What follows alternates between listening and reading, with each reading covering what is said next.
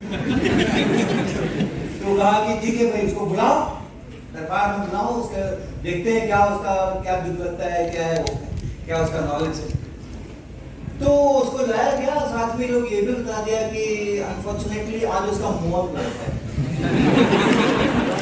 वो बोलेगा नहीं, लेकिन वो इशारों से सब चीजें का जवाब देगा। जो भी आप सवालात करोगे उसका वो इशारों से जवाब देगा।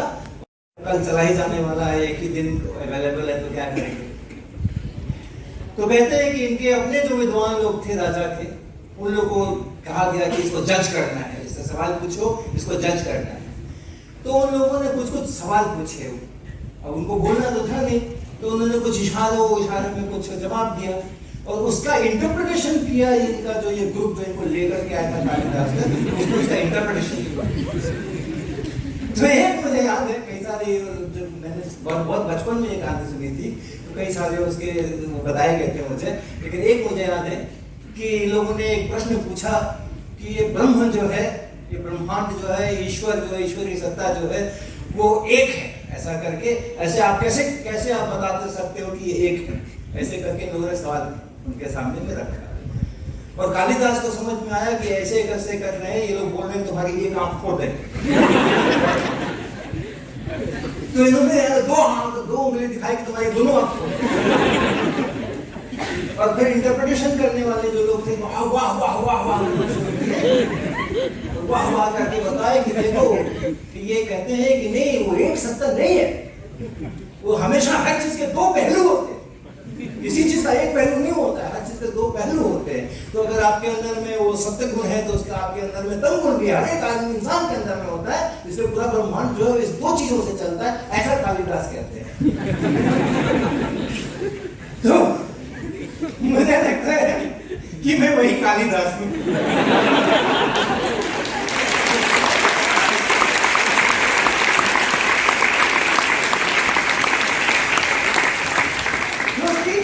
मैंने तो कुछ किया नहीं, लेकिन जो कुछ मैंने किया, जो दिखता है, उसको लोग तरह तरह से बताते हैं, ऐसा है, ऐसा है।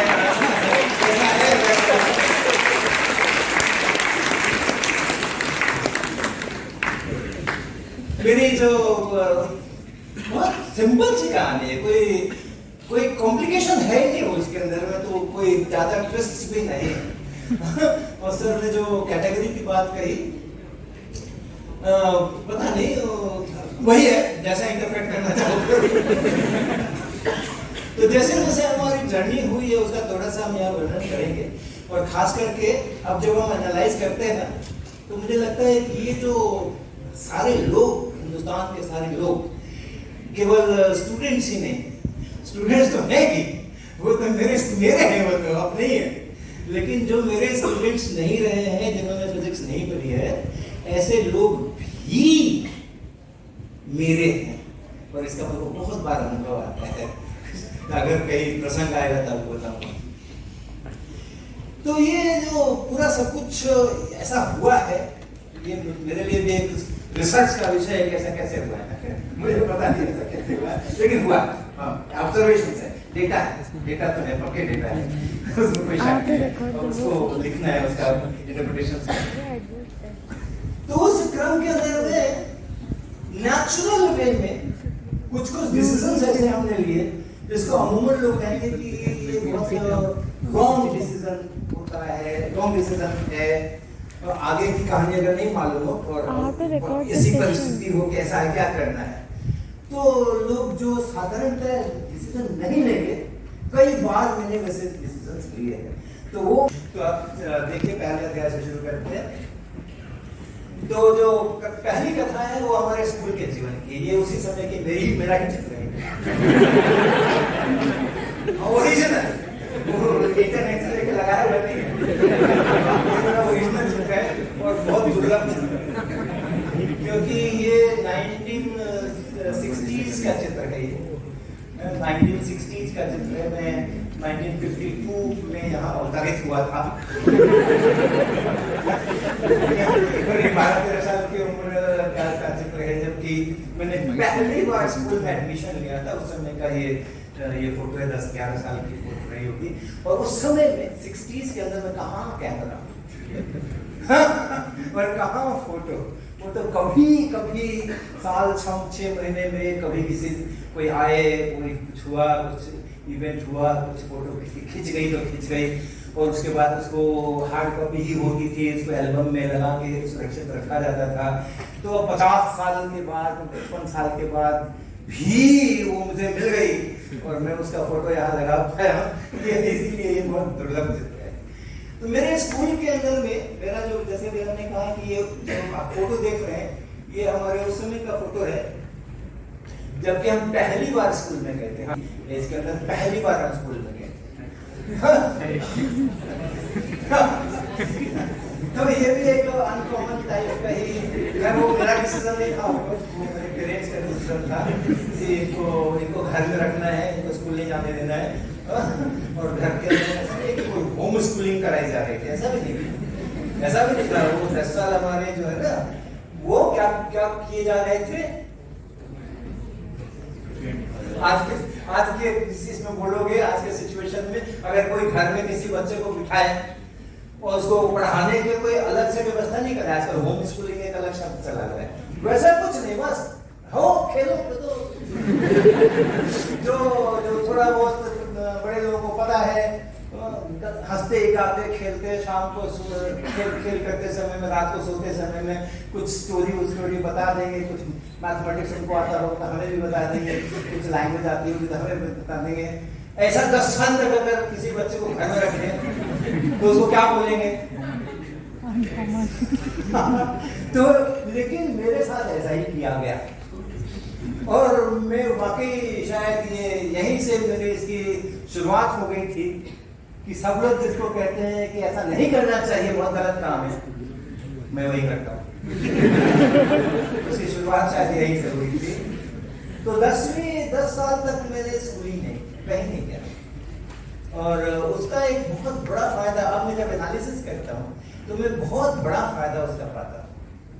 और वो फायदा क्या है कि हमें देखो, जीवन के अंदर में जो लोग जन्म लेते हैं उसके बाद से लर्न करना शुरू करते हैं, और आप कभी जहाँ भी पढ़ रहे होगे, PhD में होगे, M.Tech में होगे, UG में होगे, जहाँ भी होगे, जितना भी लर्न करते हैं, आगे भी चले जाओ, प्रोफेशन में जाते हैं तब भी लर्न करते हैं।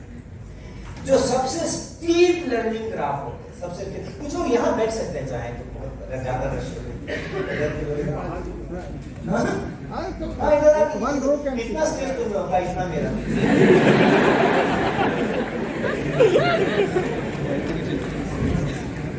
तो जो सबसे स्टीप लर्निंग होती है वो होती है नर्सरी में एडमिशन लेने के टाइम, राइट? बर्थ के बाद नर्सरी में एडमिशन लेने के पहले जो लर्निंग है, बहुत स्टीप लर्निंग है। मैं अभी कश्मीर में रह के आ रहा हूँ, तो जिन घरों में मैंने रात बिताई तो हर जगह उनके परिवार के सब लोगों से मुलाकात हुई। छोटा बच्चा बोलना भी, शब्द भी उतने बोलने शुरू नहीं किए, गोद में है, उसकी माँ के गोद में है, और मैं यहाँ पर हूँ, और मैं उसको कह रहा हूँ कि मेरे पास आ जाओ, और एकदम से मुंह घुमा रहा है, और उसकी माँ भी वो कोशिश कर रही है कि वो मेरे पास आ जाए, तो वो बिल्कुल पूरा विरोध कर रहा है कि नहीं, आप ही की गोद में रहना है, ये पता नहीं कौन आ गए हैं, ये इनके पास नहीं जाना है। इतना छोटा बच्चा फेस रिकॉग्निशन कर रहा है, उसको पता है कि मेरे घर के जो लोग हैं, मेरी माँ है, मेरे पिताजी है, मेरे भाई बहन है, जिनको पहचानता है और दूसरों को नहीं पहचानता है ना, वो ज्यादा फर्क थोड़ी होता है, तो थोड़ा रिफाइंड वाला फर्क है ना। सबके 2 आंख है, सबके का नाक है, कान है। अब आप कुत्तों को देखोगे, बिल्लियों को देखोगे, तो अगर धारी वाली नहीं रही बदन के ऊपर तो सभी कुत्ते एक जैसे ही नजर आए, सभी कौवे एक जैसे नजर आते हैं कि नहीं? आप उसको पता कर सकता होगा तो ये वाला कौवा कल आया था, क्योंकि मेरी नजर नहीं है होती तेज। वो करते होंगे आपस में, वो आपस में करते होंगे। बहुत बार तो अपने जो सिख बंधु हैं वो लोग पगड़ी वगड़ी लगा करके, सबकी दाढ़ी वाली रहती है, तो मुझे तो बहुत पहचान नहीं आती कौन वाले कौन, सब एक से ही नजर आते हैं, सब एक से ही नजर आते हैं। लेकिन वो लोग बच्चे तो जानते भाई इंपर्सोनेशन थोड़ी करता है कोई किसी का। लेकिन ये इतना छोटा बच्चा कुछ महीनों का ये फेस रिकॉग्निशन कर सकता है, ये क्या कर बात है। और नर्सरी में एडमिशन लेने के पहले एक पूरी की पूरी लैंग्वेज सीख के रखता है कि नहीं। स्कूल में जब एडमिशन लेने के लिए जाता है तो वहां पे तो ऐसा नहीं होता है कि उसको अभी बोलना आ रहा है, वर्ड्स सीख रहा है, कम्युनिकेट नहीं करता, ऐसा तो नहीं है। उसके पहले तो खूब अच्छी तरह से बातचीत करता रहता है। एक पूरी लैंग्वेज, आप सोचो, एक पूरी लैंग्वेज बच्चे जो है वो 1-1.5 साल 2 साल की उम्र आते आते अच्छे तरह मास्टर कर लेते हैं इसको, जो भी घर में बोली जाती है, चाहे वो बंगला बोली जाए, चाहे वो उड़िया बोली जाए, चाहे वो हिंदी बोली जाए, चाहे वो असमीज बोली जाए या तेलुगु बोली जाए, जो भी घर में बोली जाती है। और घर में जो बोली जाती है, जिस ग्रामर के साथ बोली जाती है, उस ग्रामर में एक भी बार गलती नहीं करता है वो बच्चा। पूरी की पूरी ग्रामर उसको याद है, कब क्या बोलना है उसको अच्छी तरह पता है। बिहार का बच्चा है तो जरूर बोलेगा कि लड़का आता है, लड़की आता है।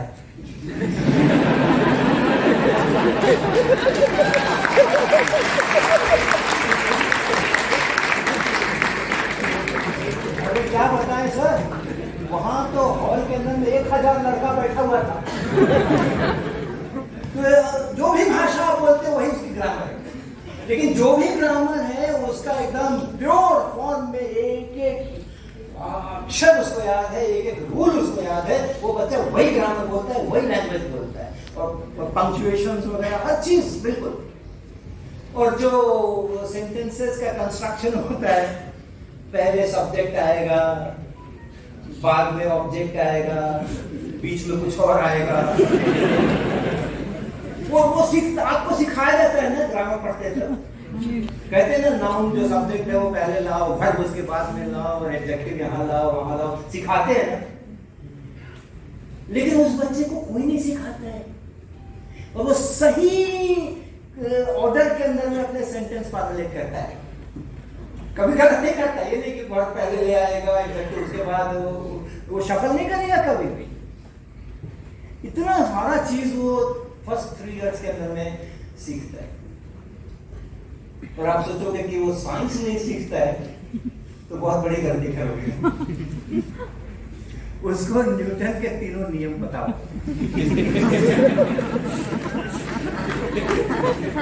उस बच्चे को नर्सरी में आने के पहले, जैसे आप IISc और IIT में आने के पहले बहुत सारी तैयारी करके आते हो ना, तो बच्चा नर्सरी में आने के पहले न्यूटन के 3 नियम की तैयारी करके नर्सरी में। आप सोचो, हम लोग ऑब्जर्व नहीं करते, लेकिन आप सोचो अगर मान लो किसी से खेल रहा है, किसी टॉय से खेल रहा है, किसी खिलौने से खेल रहा है, टॉय कार है उससे खेल रहा है, फिर उसको कुछ और दिख गया, ये कार उसने याद रख दिया, चटाई पे रख दिया, और फिर उसमें लग गया। घंटे भर बाद उसको फिर से मन हुआ कि चलो अब कार खेलते हैं। वो कार को उठाने के लिए, दोबारा लेने के लिए कहाँ जाता है? क्यों? Object at rest, stays at rest.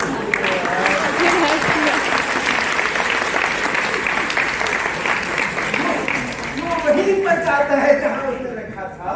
उसको पता है जो चीज रेस्ट में रहती है वो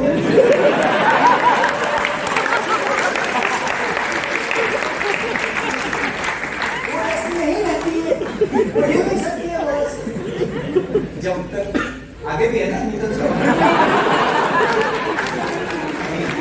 जब तक कि कोई एक्सटर्नल फोर्स नहीं लगाए, अगर उसको वहां पे वो टॉय कार दिखाई नहीं पड़ती है, मम्मी तुमने लिया क्या? भैया तुमने लिया क्या मेरा कार? किसने उठाया? पूछता है ना, किसने उठाया? ये क्या बोल रहा है वो बोल रहा है कि किसी ने एक्सटर्नल फोर्स लगाया है, किसी ने एक्सटर्नल फोर्स लगाया है, रेस्ट से मोशन में आ गया है वो, तो किसी ने एक्सटर्नल फोर्स लगाया है। अब बोलो और क्या चाहते हो? और न्यूटन सेकंड लॉ भी उसको पता है, न्यूटन सेकंड लॉ को पूरा पता है वेक्टर के साथ।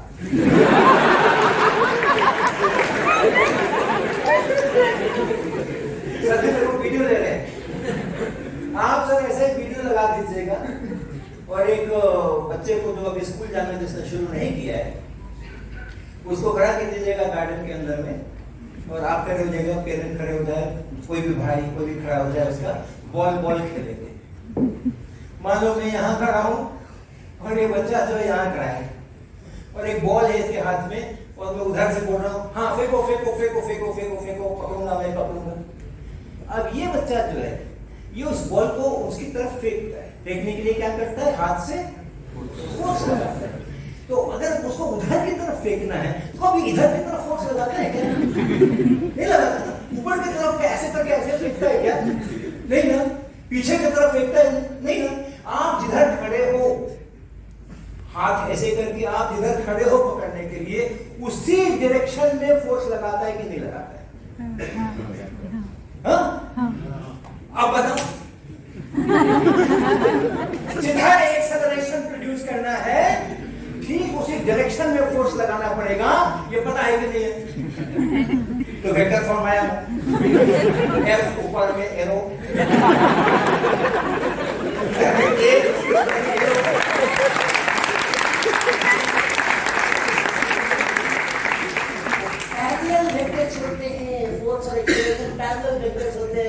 जिधर फोर्स लगाओगे उधर ही एक्सेलरेशन पता होगा। ये वेक्टर नेचर उसको अच्छी तरह से मालूम है।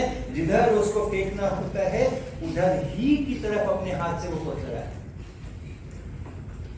और अगर वीडियो रिकॉर्डिंग चल रही है तो आप 5 फीट पे खड़े हो और उसके हाथ के एक्शन को रिकॉर्ड करो, और फिर जरा 12 फीट पे चले जाओ और उसके हाथ के एक्शन को रिकॉर्ड करो। आप देखोगे कि अगर आप नजदीक खड़े हो तो बच्चा धीरे से ऐसे फेंकता है, अगर आप दूर खड़े हो तो बच्चा थोड़ा ताकत लगा करके जोर से फेंकता है।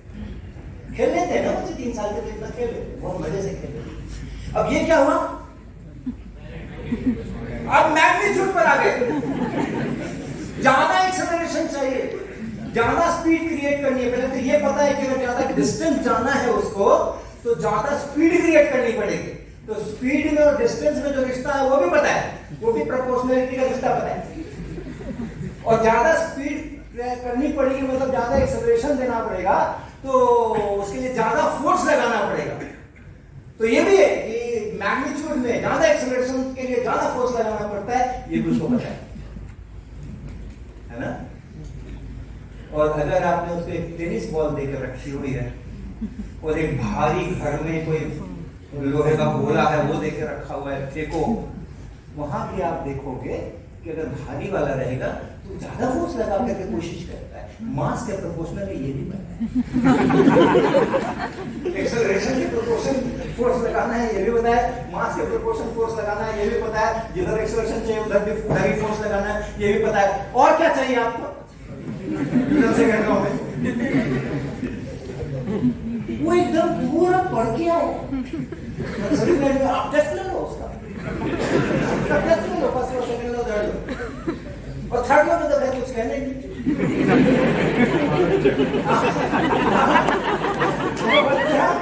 वो बच्चा कितना भी सीधा साधा हो, बात मानने वाला हो, आप उसको कितना भी प्यार करते हो, लेकिन उसको अगर आप एक टास्क दीजिए कि ये उधर दीवार है, ये हॉल है, यहां से दौड़ते हुए जाना, स्लो मत होना,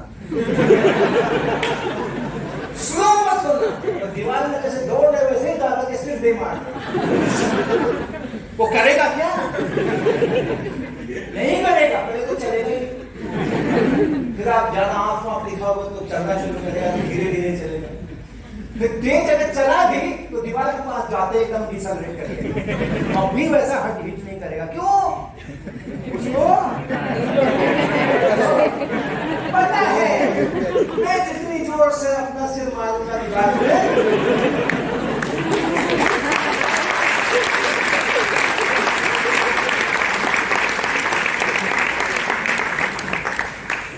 अब इतनी स्किप लर्निंग क्यों होती है? शुरुआत में, शुरू के उस 3 साल के अंदर में, 2 साल के अंदर में, 1 साल के अंदर में इतनी स्टीप लर्निंग क्यों होती है? इसलिए होती है कि उसके लिए कोई सिलेबस डिजाइन नहीं किया गया है।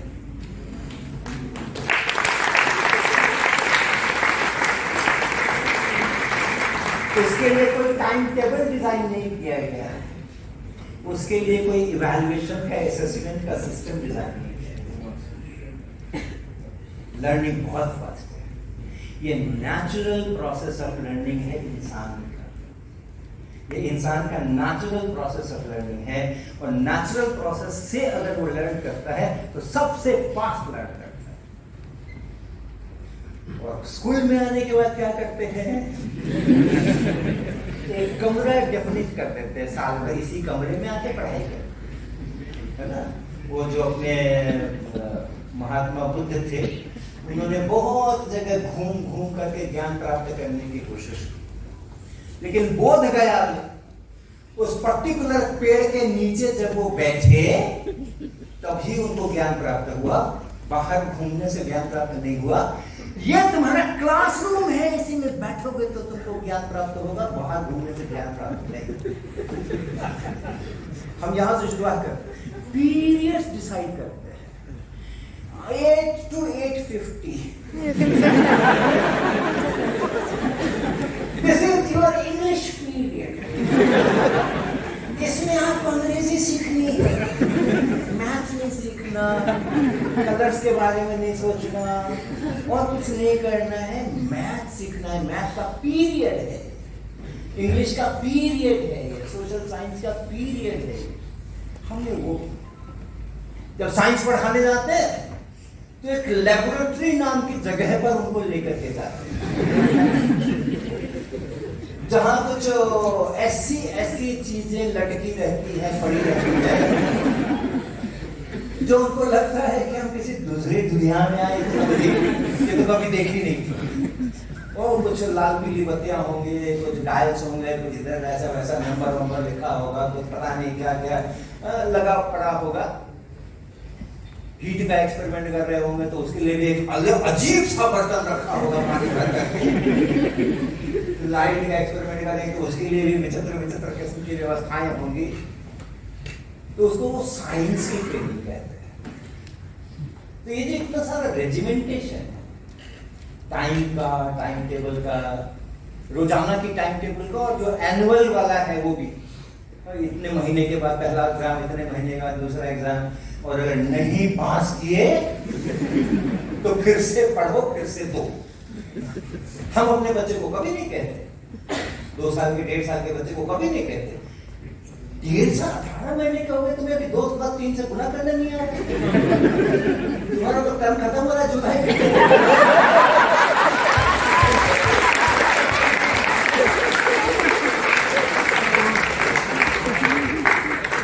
मेरे पिताजी ने जो ये अनकॉमन डिसीजन लिया कि ये बच्चा 10 साल तक घर में ही है, पढ़ने लिखने का क्या जरूरत है,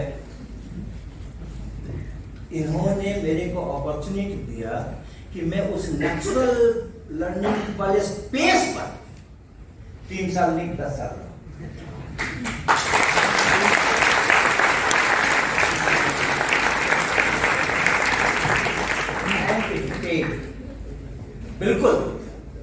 बिल्कुल मैं बिल्कुल रिकॉग्नाइज करता हूं कि उन्होंने ये जो निर्णय लिया मेरे बारे में, इट पेड। मेरा लर्निंग का एप्टीट्यूड, लर्निंग का हैप्पीनेस, लर्निंग के लिए जरूर मैं लर्न करूं, ये चीजें हमारी जिंदा रही बहुत समय तक, और इसके कारण से हम बहुत आगे बढ़ पाए। जिस समय हमने 6 में एडमिशन लिया था नवीन विवेक पाठशाला में, उस समय हाँ पहला इम्तिहान जब हुआ तो सर सभी सब्जेक्ट में 10 से कम नंबर आए 100 में, किसी में 7, किसी में 5, किसी में 3। हमें पता ही नहीं था कि स्कूल क्या होता है और इम्तिहान क्या होता है, कुछ पता नहीं था हमें। और एडमिशन 6ठे में क्यों हुआ मेरा, 6 में क्यों एडमिशन हुआ, क्योंकि वहां जो स्कूल में एडमिशन होता था उस समय में 1960s की बात कर रहे हो, उसके लिए कोई ऐसा जैम टाइप का टेस्ट नहीं हुआ। वो प्रिंसिपल अपने रूम में बुलाते थे, कोई गया पेरेंट लेके गया एडमिशन के लिए, तो प्रिंसिपल अपने रूम में बुलाते थे, उनसे कुछ बच्चे से कुछ सवाल पूछते थे, कोई डिक्टेशन लिखाते थे, कुछ जनरल नॉलेज निकालते, कुछ ज्योग्राफी अपनी आसपास की ज्योग्राफी है वो, कुछ मैथमेटिक्स, और करके वो प्रिंसिपल वही का वही 15 मिनट में डिक्लेयर कर देते थे कि इस क्लास में इसका एडमिशन ले लो। तो उस क्लास में चले जाते थे, वहाँ के क्लास टीचर रजिस्टर में नाम लिख लेते थे, हो गया एडमिशन। तो मेरे को उन्होंने टेस्ट किया, 6 के लायक पाया तो 6 में एडमिशन ले लिया। लेकिन जब वो परीक्षा हुई तो हमें तो ढम का लड्डू मिले। तो परीक्षा क्या परीक्षा होती है? 10 साल तक किसी ने परीक्षा ली, ये क्या परीक्षा लेते हैं? और ये चीज बहुत लंबे समय तक मेरे साथ चली। मेरे पिताजी को लगा कि ये स्कूल गलत चूज कर रही है। देखो ये दूसरी चीज होती है। मेरे को उन्होंने नहीं ब्लेम किया कि तुम्हें कोई कमी है, तुमको नंबर नहीं आ रहा है। उसको सप्लीमेंट करने के लिए कोई ट्यूशन नहीं लगाया मुझे, राइट? मैं नहीं कोप कर पा रहा हूँ आजकल को, तो खूब देखता हूँ आजकल तो इतना बढ़ गया है। अभी कल ही परसों हमने एक जगह वीडियो में मेरा coaching classes for nursery on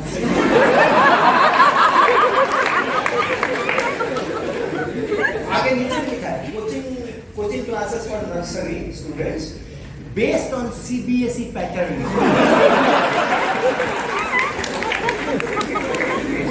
ऐसा दिखता है कि फोटो खींच लेता हूँ, मेरे फोन में वो फोटो है एविडेंस। उन्होंने मेरे को ट्यूशन नहीं लगाया, मुझे ब्लेम नहीं किया, स्कूल को ब्लेम किया। ये कैसा स्कूल है?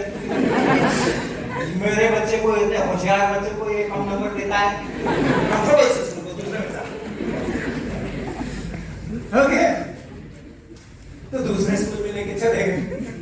तो उसका नाम था आदर्श विद्यालय, नवीन गणेश पाठशाला। अब वहां पे चले गए 1 साल के बाद, फेल वाला ग्रेड कार्ड। वहां पे भी वही कहानी, ग्रेड कार्ड कौन देखता था? प्रिंसिपल ने अपने कमरे में बुलाया, 2-4 सवाल पूछे, ये किया वो किया। एक्चुअली उनको पहले दिखाया भी नहीं गया था, तो सीधे पिताजी मेरे लेकर के गए थे। 7th में ले लो इसका एडमिशन।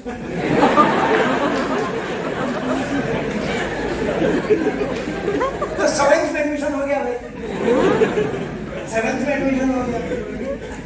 चला साल भर वहां चला, अब कोई चेंज नहीं हुआ। वहां पे भी जितने साल भर में एग्जामिनेशन में, वो सब में वही ढाक के 3 बात रहे। तो मेरे पिताजी ने फिर अपना पुराना निर्णय दोहराया। ऐसे नहीं कि आज एक बात बोले कल दूसरी बात बोले। प्रिंसिपल वाले आदमी थे, ये भी स्कूल पे कहा है, दूसरे स्कूल में चलते हैं। फिर वो लेके गए तीसरे स्कूल के अंदर, राम मोहन ऐसे में लगे। वहां पर भी उन्होंने मेरे को प्रिंसिपल साहब ने बुलाया। प्रिंसिपल साहब ने फिर कुछ सवाल ये वो किए। 8वें में ले लो।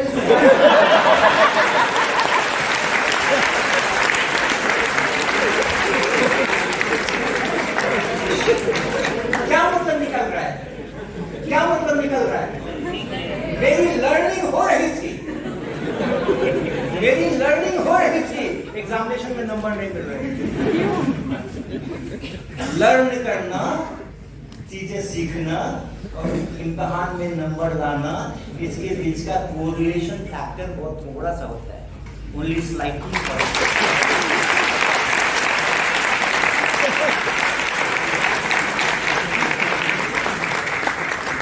सीख रहा था, सीखने में गड़बड़ नहीं हो रही थी, क्योंकि सीखना तो मेरा खुद का नेचुरल इंस्टिंक्ट था ना, सीखना। 10 साल मैंने सीखा है, सीखने में क्या, जहां से जो मिला सीखा। 10 क्या करते हैं 3 साल तक में बच्चे क्या करते हैं? जहां से जो दिखाई पड़ा वहीं से सीख लिया, जहां जैसा देखा ये हो रहा है वो हो रहा है, उसी से सीख लिया, सीखते रहते। तो मैं भी स्कूल जाता था, रोजाना क्लास में बैठता था, जो होता था वहां से जो मिलता था सीख लेते थे, सीख लिया। इम्तिहान क्यों दो? सीखने के लिए स्कूल जाते हो ना, पढ़ाई लिखाई क्यों करने के लिए जाते हैं लोग? तो किसी से पूछो, किसी भी सभा में, स्कूल स्टूडेंट्स, कॉलेज स्टूडेंट्स, कोई भी, भाई आप स्कूल क्यों जाते हो?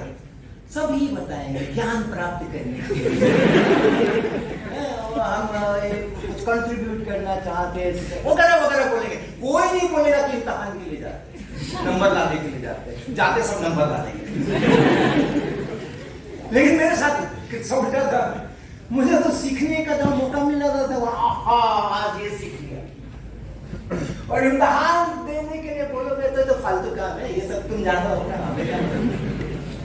तो मेरे पिताजी ने अब क्या डिसीजन लिया, दूध का चला मुठा फूक फूक के बताया। उन्होंने स्कूल को रिक्वेस्ट किया कि आप इसका 7th में ही एडमिशन ले लो, ये ना इम्तिहान में अच्छा नहीं करता है, तो अगर 7th में ही ले लोगे तो शायद अच्छा करेगा। तो मेरा 7th में एडमिशन करवाया उन्होंने दोबारा दूसरे स्कूल में। कोई नतीजा नहीं निकला साहब कोई नतीजा नहीं निकला। ऐसे हमारे स्कूल की कहानियां चली हैं। तो फायदा क्या हुआ मेरे को, ये इस तरह के जो अजीब अजीब और गरीब डिसीजंस लिए गए, उनका फायदा मुझे क्या मिला, और इसीलिए उस लिगेसी को मैं कंटिन्यू कर रहा हूं। एक अजीब वो गरीब डिसीजंस लेने की लिगेसी को मैं कंटिन्यू कर रहा हूं। फायदा मुझे ये मिला कि मेरे थिंक करने के, लर्न करने के जो भी उसके सिस्टम्स मेरे इसमें रहे होंगे न्यूरल नेटवर्क के अंदर में, वो कभी कमजोर नहीं पड़े, वो कभी कमजोर नहीं पड़े। बहुत बड़ा फायदा हुआ। इम्तिहान पर क्या करेंगे नंबर लेकर के, आज मैं आपको बता रहा हूं तो आपको पता चल रहा है कि अरे इनको इतना कम नंबर आता था, बेकार बोला है आपने।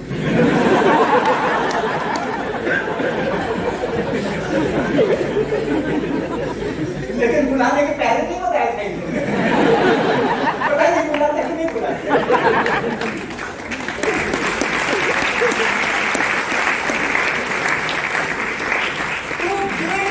क्या करोगे 90-95-97 वाला 98-99% वाला, क्या करोगे वो क्रेडिट कार्ड में? अगर 10-15-20 नंबर लाने वाला भी स्टेज के ऊपर आ सकता है,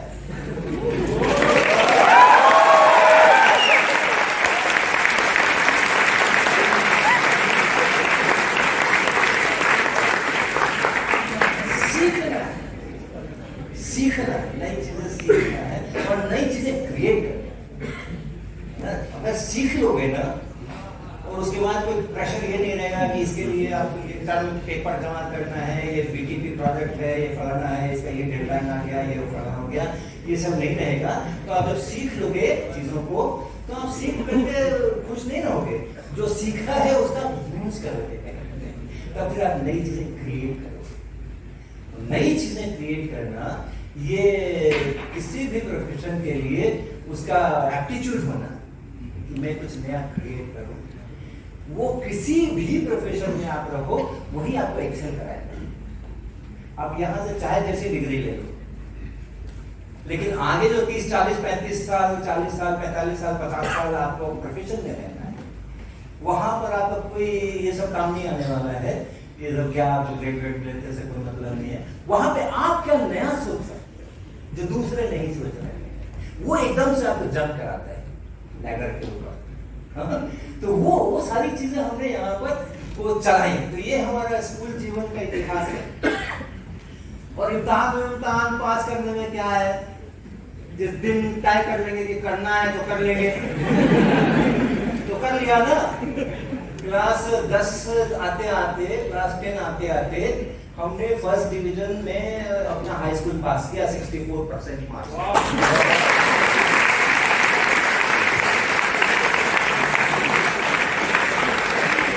और फिर आते आते यूनिवर्सिटी के अंदर में मेरे ख्याल से उस 400 इधर 300 700 1000 विद्यार्थी करीब होते थे क्लास में, क्लास 2 में पटना यूनिवर्सिटी जो लेती थी एग्जाम, उसमें 13 नंबर के पोजीशन पे मेरा नाम आया।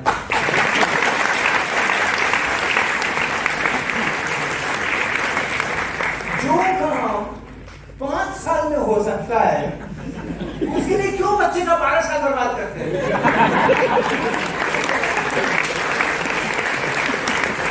जो काम 5 साल में हो सकता था करके दिखाया हमने, और हम कोई ऐसा एक्स्ट्रा ऑर्डिनरी गॉड गिफ्टेड फलाने ढिमाके नहीं ओके, हर कोई करके दिखा सकता है।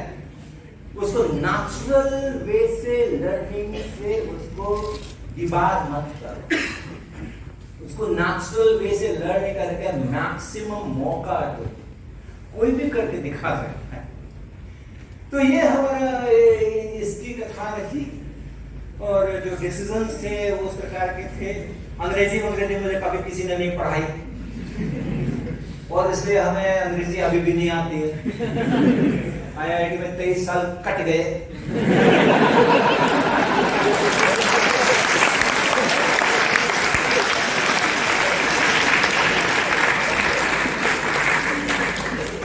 रिसर्च पेपर लिखे गए। सत्यम जी ने हमें पहला रिसर्च पेपर जो IIT से चला था, उसके पहले पटना में था, वहां से भी लिखे थे थोड़े थोड़े। तो उन्होंने भी हमें सिखाया, हमारे सुपरवाइजर ने हमें सिखाया, फिर हमने अपने स्टूडेंट्स को सिखाया। अंग्रेजी में रिसर्च पेपर लिखना हमने सिखाया।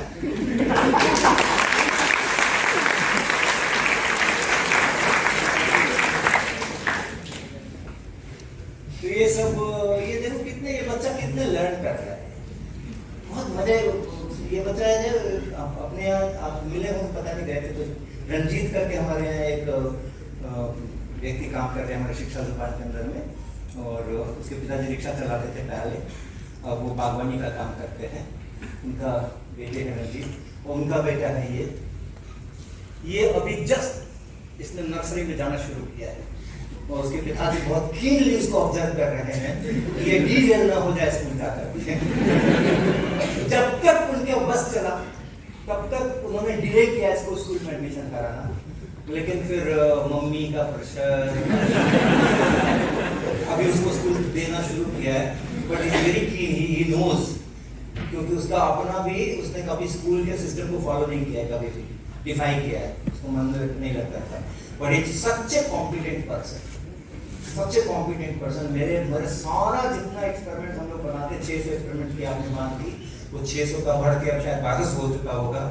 600 बहुत पुराना फिगर है। 600 इसलिए फिगर है क्योंकि उस समय जब वो एक्सपेरिमेंट्स हम लोग बनाया करते थे नए, तो कहीं उसका नाम लिख लेते थे, ये वाले एक्सपेरिमेंट। डिस्क्रिप्शन तो किसी का कभी नहीं लिखा, एक्सेल के ऊपर वो चलता था। 600 650 तक हमने मेंटेन किया था, उसका लिखना छोड़ दिया। 10 साल पहले कभी हमने लिखना छोड़ दिया, ये 10 साल में क्या किया। तो ये जो लर्निंग हो रही है ना इस समय में, ये है नेचुरल प्रोसेस है लर्निंग का।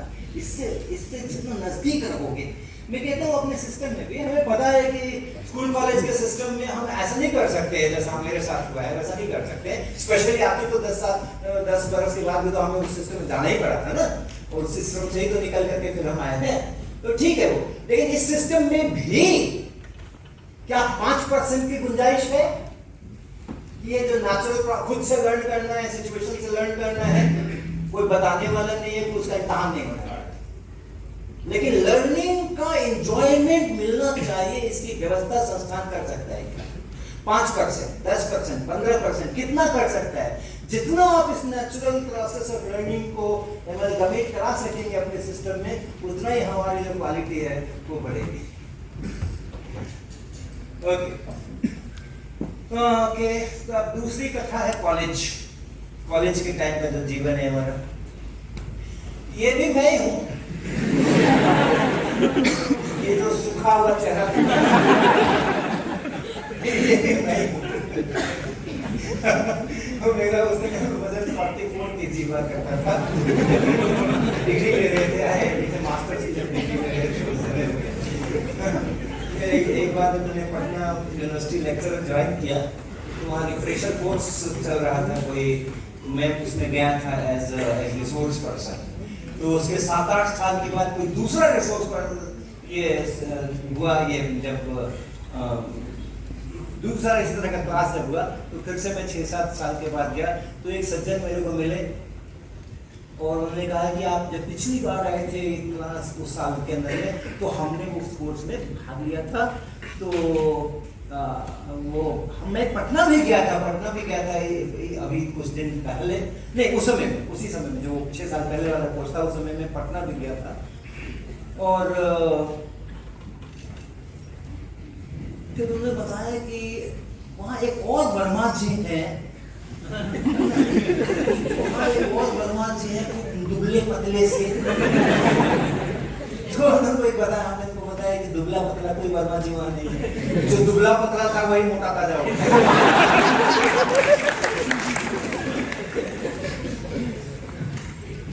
तो ये हमारे ये डिस्कशन था।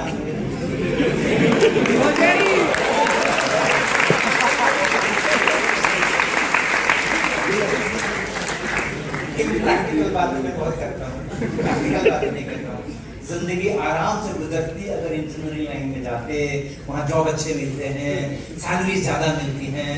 टीचिंग में जाओगे तो क्या होगा, उस समय में इंजीनियर्स की सैलरी टीचर्स की सैलरी से ऑलमोस्ट डबल या 2.5 टाइम्स हुआ करती थी। ये 70s की बात आ गई अब, या लेट 60s कह लो या अभी 70s कह लो, वो बात आ गई है। 1971 की एक्चुअली बात है। और सब लोग जिसको भी लगता था कि वो जेई कर सकता है, वो जेई के लिए ही, ऐसा नहीं था जैसा आजकल का विचित्र आग लगी हुई है। वैसा नहीं था, लेकिन हाँ तपिश तो थी। हाँ। तो जब मैंने बोला कि मैं जेई का फॉर्म नहीं भरूंगा, तो मेरे भैया ने, बड़े भैया ने मेरे को एक बार पूछा, क्यों नहीं भरोगे, अच्छा ना इंजीनियर बनोगे, अच्छा से काम करोगे। तो मैंने कहा नहीं, मेरे को टीचर बनना है। उसी समय स्कूल के समय में और फिर कॉलेज के समय में तो टीचर बनना है, इंजीनियर नहीं बनना है। क्यों? मेरे टीचरों ने मुझे कम नंबर दिए थे। और मैं उनको बहुत आदर करता था। जो मुझे बहुत कम नंबर देते थे, मैं उनको बहुत आदर करता था। सबके नाम मुझको आज तक याद है, स्कूल वालों के सब सब्जेक्ट वाइज पूछ लोगे तो बता दो। मैं सबका बहुत आदर करता था और उसी समय तय था ऑलमोस्ट कि मुझको टीचर बनना है, कुछ नहीं। कहाँ बनना है वो पता नहीं, लेकिन बनना टीचर है और कुछ नहीं। ऑलमोस्ट उसी समय में फिक्स था, बिल्कुल माइंड के अंदर फिक्स था, स्कूल टाइम। और उनको भी पूछ लेता ना कोई कि भाई आपके स्कूल के बताओ जरा इंटेलिजेंट बच्चे, मेधावी बच्चे कौन कौन से हैं, तो सबसे पहला नाम वो मेरा ही लेते थे, नंबर नहीं देते थे। तो मैं तो बोला मेरे को टीचर ही बनना है। ऐसा मेरे टीचर ने मेरे मन के अंदर में जगह बनाई थी अपनी, मुझे भी विद्यार्थियों के मन के अंदर में जगह बनानी है। ये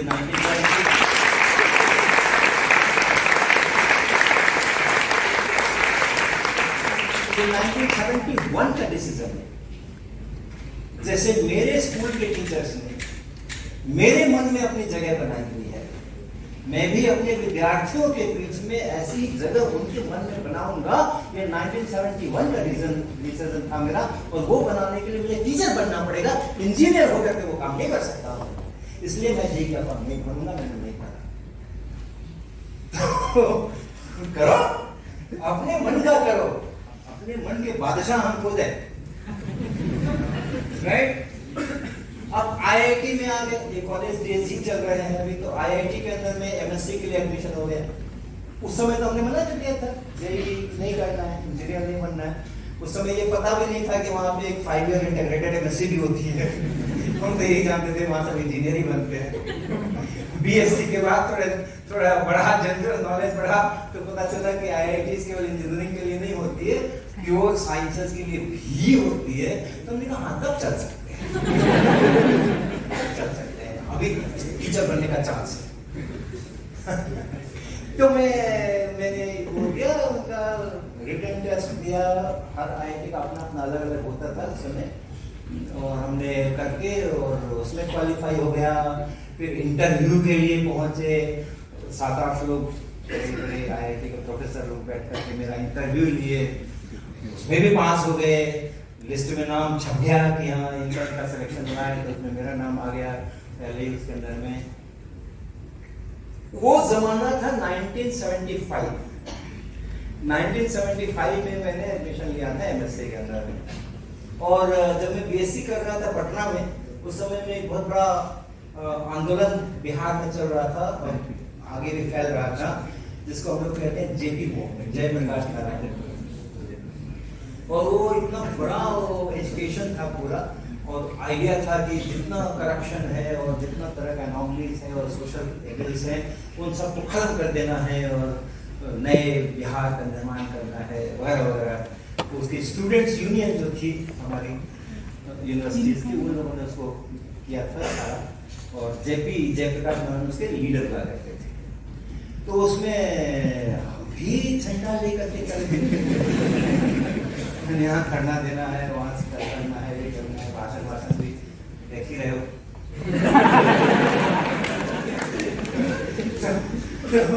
जब इमरजेंसी लगी 1975 में और गवर्नमेंट का हो या जो कोई गवर्नमेंट के खिलाफ वाले हैं उन सबको पकड़ो और जेल में डालो। तो पहले तो मालूम नहीं था, तो सब ओपनली हम लोग गवर्नमेंट के खिलाफ बोला करते थे, हंगामा बिठाया करते थे, तो जुलूस निकालते थे, झंडे लेके चलते थे। अब जब ये हो गया तो गाजगिरी सबके ऊपर। हाँ, और वो मेरे को घर में फोन आया, राम लखन सिंह यादव इंस्पेक्टर हमारे जो थे पटना के, उनका फोन आया कि हरीश वर्मा जी आपके दिन पूरे हो गए, आज शाम को मैं आ रहा हूँ आपको अरेस्ट करने के लिए, घर पे रहना, भागना नहीं। अगर घर पे नहीं मिले तो ज्यादा दुर्गति होगी, खोज तो मैं लूंगा ही। अच्छा ये कि घर पे रहना, तो हमने कहा कि ठीक है घर पे रहेंगे। तो राम लखन सिंह यादव पहुंचे शाम के समय, एक और उनके कांस्टेबल दो थे साथ, और आ करके उन्होंने और आए तो अपना अरेस्ट करने के लिए। तो हमने उनको प्यार से बिठाया, फिर हमने उनको चाय भी पिलाई, फिर हमने उसको बिस्किट भी खिलाया, लेकिन वो आदमी बहुत ईमानदार था।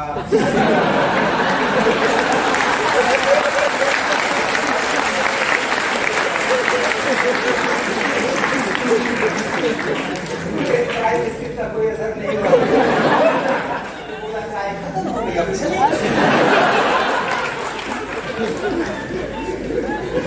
मैंने कहा कि आपको दिखाने के लिए ना मैंने एक कागज रखा हुआ है, वो आप देख ले, क्या चलते हैं। तो फिर मैंने उनको कागज दिखाया। कागज क्या था कि मेरे एमएससी का के एडमिशन का कंफर्मेशन आईडी कानपुर से लेटर आ गया था, और इतने जुलाई को आप क्लासेस के लिए ज्वाइन कर लीजिए, ये लेटर आ गया था। तो वो उतने जुलाई अभी 15 दिन बाद आने वाली थी। तो मैंने उनको बड़े मासूम शब्दों में कहा कि सर, अगर आपको लगता है कि आपकी ये जिम्मेदारी कि आपका जो ये रीजन है पटना, जहाँ के कि आप लोग रिस्पॉन्सिबिलिटी है, उस पटना में कोई सरकार के विरोध में कार्रवाई नहीं होनी चाहिए, अगर ऐसे आपको लगता है तो आप मेरी तरफ से निश्चित रह सकते हैं क्योंकि मैं इतने जुलाई को कानपुर जा रहा हूँ।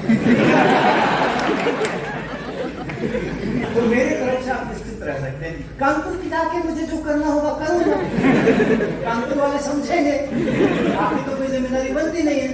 लेकिन अगर आपको लगता है मैं तो पूरे भारत सरकार का प्रतिनिधि हूँ और कहीं पर भी देश भर में कहीं भी कुछ गड़बड़ होगी सरकार विरोधी, तो मेरा काम है उसको रोकना, तो चलते हैं आपके साथ। तो 3 बार उसे लेकर पढ़ा हूँ, कंफर्म किया कि ठीक जेन्युइन लेटर है, ऐसे ही कुछ टाइप करके नहीं रख दिया।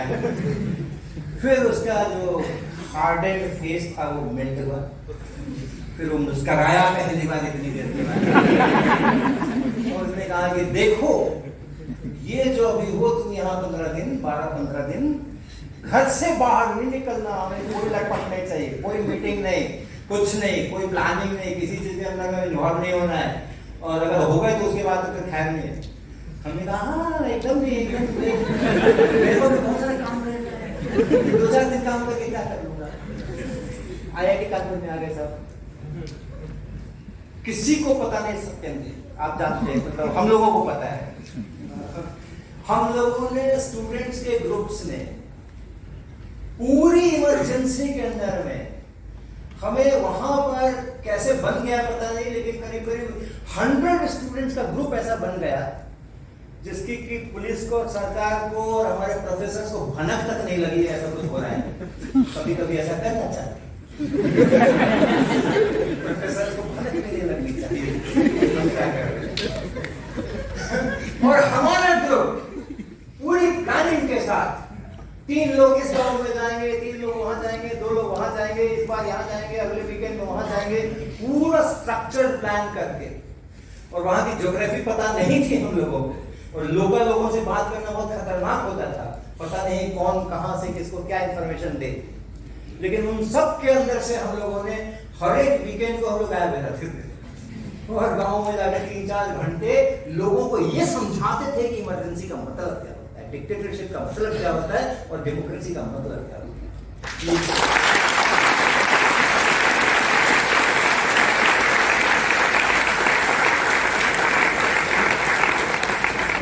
चल रहे हैं, वोट्स चल रहा है, सब कुछ हो रहा है और किसी में कमी नहीं आने दे रहे हैं हम, किसी में कमी, इसीलिए तो पता नहीं चल रहा था। कमी आने लगती तो लोगों को पता चल जाता है कि कुछ घपला है।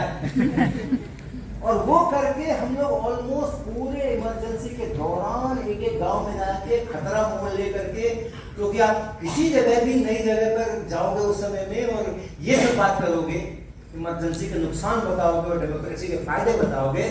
अगर गवर्नमेंट को पता चला, जो भी वहां का लोकल जो भी पुलिस वाला जो भी है, और बहुत सारे खबरी छोड़ रखे थे, खबरी बहुत सारे सरकार ने छोड़ रखे थे जो कि इसमें नहीं थे, रोल पर नहीं थे, पुलिस की भर्ती में नहीं थे, एम्प्लॉयमेंट नहीं था, लेकिन उनको पैसे इसी बात के मिलते थे कि पता कर लो तुम्हारे इलाके में कोई सरकार के विरोध में काम कर रहा हो तो खबर दे दो। तो हम नई जगह पे जाते थे, पूरे रिस्क के साथ जाते थे, हमें पता था कि कहीं कोई चूक हुई, लेकिन उस समय में हमारे बहुत सारे स्किल्स काम आए।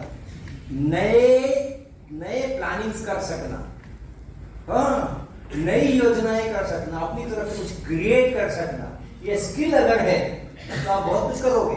और ये स्किल नहीं है जो हमें कहा गया है वो करेंगे, मैनेजमेंट जो कह रहा है वो करेंगे, तो आप करोगे, अच्छी तरह से करोगे, अच्छे से निभाओगे उसको, लेकिन आप कोई बहुत ऊंचा काम नहीं करने वाले हो फिर। लेकिन हम लोगों को जो ये अभ्यास था, तो हम लोगों ने उसको उस तरह से पायलट किया तो वो नए लोगों से भी हम बातचीत करने में 10, 12, 15 मिनट के अंदर हम भी पता कर लेते थे कि वो क्या है अंदर से, और उसको भी पता करना देते थे अपने को कि हम क्या है अंदर से। और उसके बाद खुल करके बातचीत होती थी और ट्रेनिंग होती थी, पूरी पॉलिटिकल ट्रेनिंग होती थी कि क्या मतलब हो रहा है पूरी इमरजेंसी। तो ये हम लोगों ने टेकअप किया। और ये एक पटना से आकर के बच्चा यहाँ एडमिशन ले MSc पढ़ने के लिए आया है और गांव-गांव जाकर के सरकार के विरोध में नारे लगवाए। ये कैसा डिसीजन है?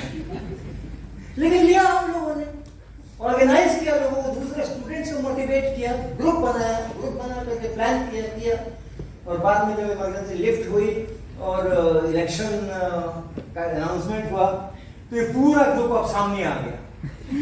उस समय लोगों की आंखें फटी रही कि ये क्या हुआ, ये IIT के इतने सारे विद्यार्थी ये क्या कर रहे हैं, इलेक्शन का कैंपेन में कैसे लग गए ये, और जिसका नाम भी नहीं जानते हैं कि कौन उनका कैंडिडेट है, उसके लिए कैंपेन कर रहे हैं, उसके लिए वोट मांग रहे हैं, घर घर जाकर के उसके लिए वोट मांग रहे हैं, इस निशान के ऊपर मुहर लगाना।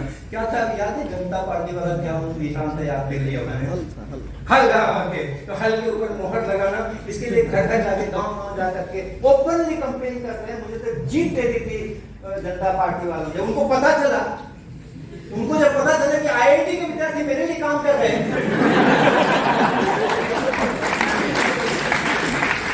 तो भागे आए, हमसे अच्छी बातचीत हुई, क्या चाहिए आपको, तो बाद में उन्होंने कुछ फैसिलिटीज, हमें एक जीप तो मुझे ही मिल गई थी, उसमें वो फॉर्म लगा हुआ, हम उसको लेकर के इलेक्शन कैंपेन करते थे। ये हमने ये सब था।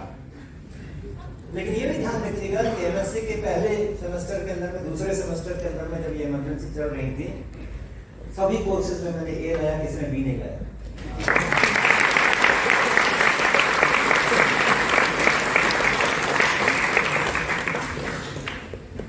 तो A लाने के लिए बहुत पढ़ाई करने का जरूरत नहीं है, गांव में जाओ तो जा करके A लेके आओ।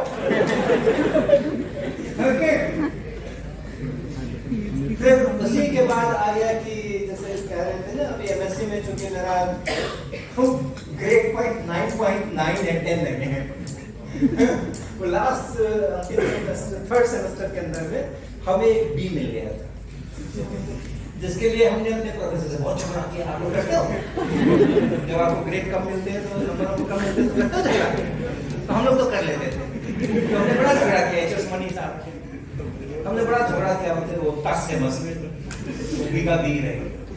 और B हुआ किस लिए सर? B इसलिए हुआ कि डॉक्टर AP शुक्ला जो हमें वो कोर्स दे रहे थे क्वांटम मैकेनिक का सेकंड कोर्स, फर्स्ट कोर्स के पहले दे चुके थे वो, और उसमें ऑफकोर्स मुझे उन्होंने सबसे ज़्यादा नंबर भी दिए थे, उनके सबसे ज़्यादा फेवरेट भी मैं ही स्टूडेंट था पूरे क्लास के अंदर में।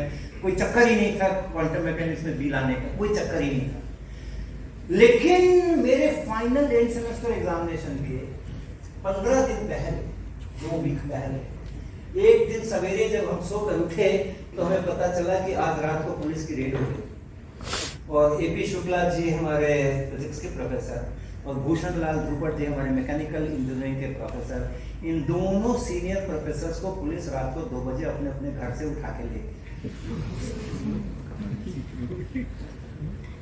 और बाद में जब उसके और इंफॉर्मेशन आई तो पता चला कि उनके ऊपर चार्ज लगाया गया है कि आईआईटी कानपुर से होकर जो रेलवे लाइन जाती है, मेन गेट के से होकर कैसे रेलवे लाइन जाती है, ये दोनों लोग पटरियां उखाड़ रहे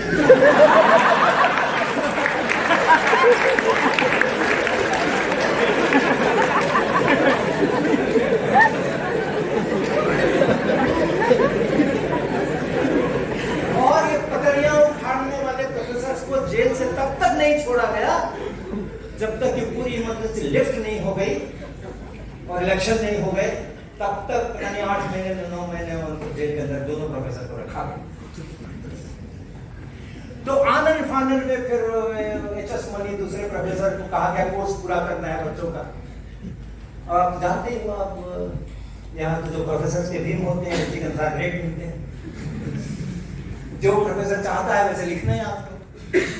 यानी क्या होता है ना, खास करके क्वांटम मैकेनिक्स में, मैं तो थोड़ा लाइट मूड में कह रहा हूँ, क्वांटम मैकेनिक्स में या किसी भी विषय में उसको देखने के बहुत तरीके होते हैं, एस्पेक्ट्स होते हैं। It's a philosophy, specially quantum mechanics is a philosophy. तो उसको देखने के बहुत अलग अलग किस्म के तरीके होते हैं और आप ये नहीं बता सकते कि ये ठीक है कि ये ठीक है, क्योंकि कोड तो सेम है, उसमें कोई बात नहीं, लेकिन उसका जो जिस एंगल से आप उसको इंटरप्रेट करते हो, देखते हो, वो डिफरेंट होता है। तो प्रोफेसर्स उस तरह से आपको लेके चलना चाहते हैं और फिर उसमें आपको ग्रेड करते हैं। अब यहाँ एब्रप्टली पहला पूरा सेमेस्टर और दूसरे सेमेस्टर का 3/4 ये तो ऐसे चल गया। एपी शुक्ला ने अपने हिसाब से चलाया, हमने एक चीज डेवलप की हमारे मन के अंदर में, ये एचएस बनी आ गए, उनका तो दूसरा ही रूल था, तो उस चक्कर में एक अभी रूल। तो इसलिए पीएचडी के समय में मेरे को सारा डिपार्टमेंट उसके लिए तैयार था, कहीं का रिकमेंडेशन लो, कहीं भी जाओ, यहाँ जाओ, वहाँ जाओ, और हमने डिक्लेयर कर दिया कि मेरे को आईआईटी कानपुर से पीएचडी करनी है। 2 ही लोग थे हम पूरे क्लास में, जिन लोगों को आईएएस वगैरह का इम्तहान देना था वो तो ठीक है चले गए। 2 लोग थे हम, I was the topper and the second was Ajit Kumar Sinha, he was the second topper. और हम 2 लोगों ने डिसाइड किया था कि हम बाहर नहीं जाएंगे, हम इंडिया में रहेंगे।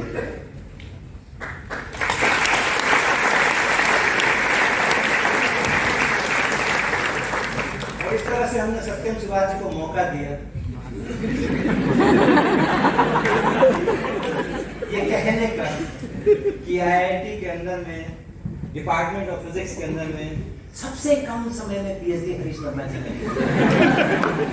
अगर हम बाहर चले गए होते कैलिफोर्निया, बर्कले, कहीं कहीं MIT, तो आज आप ये बात नहीं बोल सकते। चलो अब थोड़ा रैप करते जल्दी जल्दी, है ना। ऐसे फिर तीसरी कथा ये है, ये तो कॉलेज जीवन हो गया। अब आ गए हम पटना साइंस कॉलेज के अंदर में लेक्चरर होकर के, वो अपने आप में बड़ी कथा है, क्योंकि जब पीएचडी भी हो गई वहां तक मेरे डिपार्टमेंट ने और मुझे बर्दाश्त किया, मेरे डिसीजन को बर्दाश्त किया। लेकिन अब जब मैंने डिक्लेयर किया कि मेरे को जॉब मिल गई है और मैं पटना जा रहा हूँ पढ़ाने के लिए, कॉलेज में टीचिंग करने के लिए, तो ऑलमोस्ट पूरा डिपार्टमेंट मेरे से बहुत नाराज हो गया।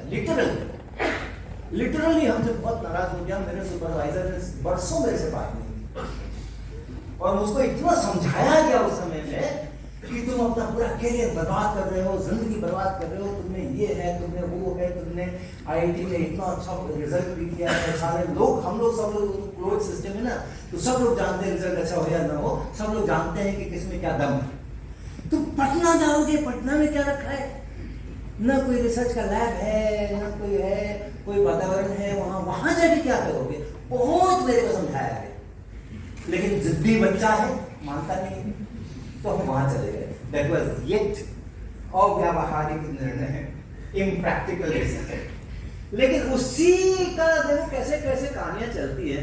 सर मैंने स्ट्रगल बहुत कम किया, स्ट्रगल किया ही नहीं बाकी चीजें एकदम स्मूथ चली है, क्योंकि हर जगह मैंने लर्न किया ना, हर जगह मैंने सीखा, हर जगह मैंने सीखा। और जब सीखने की खुशी रहती है तो फिर वो स्ट्रगल का दुख नहीं। ओके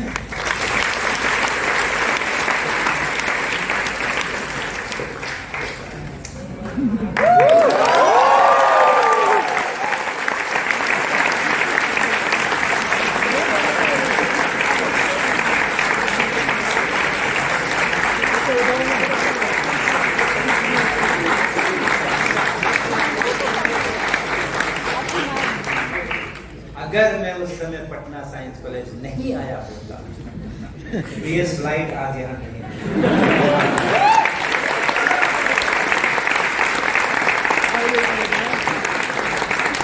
कॉमन सेंस में जिसको कहा जाएगा ये बेवकूफी भरा निर्णय ले रहे हो, जब तुम्हें चांस मिल रहा है बर्कले से तो तुम क्यों पटना जा रहे हो, इसको बहुत ही इम्प्रैक्टिकल बात कही जाएगी, बेवकूफी वाली बात कही जाएगी। But it pays. ऐसे डिसीजन भी अगर आपने किसी उसके साथ लिया है, कन्विक्शन के साथ लिया है, कन्विक्शन के साथ लिया है ना, तो फिर आपको अफसोस नहीं है, आप अपने नेचुरल वे से लर्न कर रहे हो। मैं डिसाइड करूंगा मैं क्या करूंगा क्या नहीं करूंगा, क्या लर्न करूंगा क्या नहीं लर्न करूंगा, कब करूंगा कब नहीं, मैं डिसाइड कर रहा हूं। तो वो जो मेरी नेचुरल प्रोसेस की लर्निंग की जो बुनियाद पड़ी थी बचपन के अंदर में, पहले 10 साल के अंदर में, जिंदगी भर मेरे साथ रही, अभी भी है। मैं डिसाइड करूंगा ना, जो यूनिवर्सिटी डिसाइड करेगी, जो कॉलेज डिसाइड करेगा, मैं उसका पूरी तरह से पालन करूंगा। उनके जो भी मेजरिंग इंडेक्स होंगे, उन मेजरिंग इंडेक्स के ऊपर मैं पूरा उतरूंगा। बट मेजर डिसीजन मेरे को अपना मैं खुद लूंगा। मैं जानता हूं कि मुझको क्या करना है क्या नहीं करना, और हम उसके रिस्पॉन्सिबल भी है। अगर कुछ नहीं होगा तो कोई बात नहीं, किसी को कोई ब्लेम नहीं है, मैं रिस्पॉन्सिबल है, उसको ओनरशिप भी मेरे ही पास है। तो पटना में जब मैं आया और मुझे +2 पढ़ाने के लिए मिला पहली बार, क्योंकि उस कॉलेज के अंदर +2 भी था, BSc भी थी, MSc भी थी, सबको पढ़ाना होता था। तो ये +2 को जब पढ़ाने के लिए मिला तब हमने ये महसूस किया कि हमारे हिंदुस्तान के अंदर में एक टेक्स्ट बुक की बहुत कमी है। हमारे बच्चे जिस जिंदगी को जीते हैं हिंदुस्तान के अंदर में, उस जिंदगी के साथ मैचिंग नहीं हो रही है हमारी किताब, हमारे फिजिक्स। वो एक आइसोलेटेड सब्जेक्ट बना हुआ है। मैं चाहता हूं कि हम नेचुरल वे में लर्न करें, तो हमारी जिंदगी सबसे बड़ी हमारी टीचर, हमारा बाजार, मार्केट, शॉपिंग, जहां से हम सब्जी खरीदते हैं, जहां से चावल खरीदते हैं, गेहूं चीनी खरीदते हैं, हमारी गलियां, फेरी वाला आता है, हमारे खेल कूद, हम क्या खेलते हैं, क्या करते हैं, कैसे कपड़े पहनते हैं, कहाँ जाते हैं, क्या चीजें हमने देखी हुई हैं, वो बहुत जरूरी है कि हम उसी के साथ में मिला करके साइंस की लर्निंग करेंगे। तो इट विल बी, जब कहते हैं ना 5% अगर नेचुरल बना सकते हो तो बना लो, 10% बना सकते हो तो बना लो, जितना नेचुरल बनाओगे उतना इम्पैक्ट बढ़ेगा। क्योंकि आदमी की अपनी फितरत है नेचुरल प्रोसेस है लर्निंग का। तो जितना आप उसको नजदीक लेके जाओगे, उसके एक्सपीरियंसेस के साथ में, उसकी जिंदगी के साथ में, उसके नेचर के साथ में, सराउंडिंग के साथ में, सराउंडिंग से सीखना ये नेचुरल है, ये नेचुरल फ्रीक्वेंसी है। सराउंडिंग से सीखना और खुद से सीखना, कोई सिखाए नहीं, मैं सिखाऊं, मैं सीखूंगा, मैंने देखा, मैंने सीखा, ये नेचुरल है। तो वो चीज चाहिए, तो वो उसके लिए टेक्स्ट बुक नहीं है। तो मैं कितना भी अच्छा क्लासरूम में पढ़ाऊंगा, अगले पीरियड में दूसरा केमिस्ट्री का टीचर रहेगा, वो मुझसे भी अच्छा पढ़ा देगा, तो मेरा तो धुल गया। तो मैं कितना भी अच्छा पढ़ाऊंगा तो उससे काम नहीं होने वाला। घर में जाकर के वो पढ़े, टेक्स्ट बुक खोले, और मैंने जहां भी पढ़ाया था 40-45 मिनट, उसको वहां पे किताब के साथ में मिला करके और उसको कंसोलिडेट करे, तब वो इम्पैक्टफुल होगा।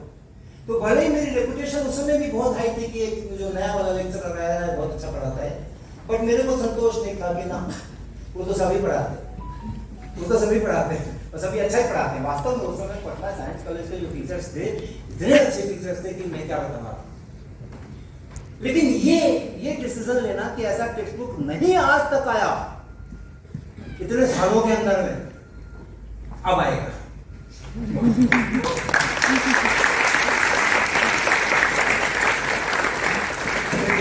उस समय में मेरे सीनियर प्रोफेसर थे जिन्होंने अपने मेरे बीएससी के समय में जब पढ़ाया भी था, क्योंकि उसी कॉलेज से मैंने बीएससी की थी, और उनको भी बहुत प्यार था मुझसे, जैसे मेरे आईआईटी कानपुर के प्रोफेसर्स को मेरे से बहुत प्यार था, मेरे स्कूल के हाई स्कूल के टीचर्स को मेरे से बहुत प्यार था, मेरे पटना साइंस कॉलेज के टीचर्स को भी मुझसे बहुत प्यार था, और उन्होंने हमें बहुत समझाया अभी किताब लिखने का वक्त नहीं है, अभी तुमने नया ज्वाइन किया है, पहले उसे एक्सपीरियंस करो, 15-20 साल एक्सपीरियंस हो जाएगा, उसके बाद किताब के बारे में सोचना। अभी तुम्हारे पास 2 रास्ते हैं, या तो तुम रिसर्च में दिमाग लगाओ, कर रहा था मैं पटना में रिसर्च का भी मैंने शुरू किया था, उसकी भी बड़ी मजेदार कथाएं हैं, अभी नहीं कहूँगा, बहुत देर हो रही है। या तो अपना रिसर्च के अंदर में तुम दिमाग लगाओ और अच्छा रिसर्चर बनो, और या फिर पैसे कमाओ, कोचिंग करो, फ्यूचर करो, दोनों ही ठीक है। पटना के हिसाब से दोनों ही ठीक है, इसमें भी कोई गड़बड़ नहीं, उनमें भी किताब लिखने कहाँ बैठने। But it was also very unique kind of research. निकलना पढ़ाऊंगा कैसे, किताब ही नहीं रहेगी कैसे, तो पढ़ाऊंगा कैसे। 8 साल लगा दिए, मुझे पता ही नहीं।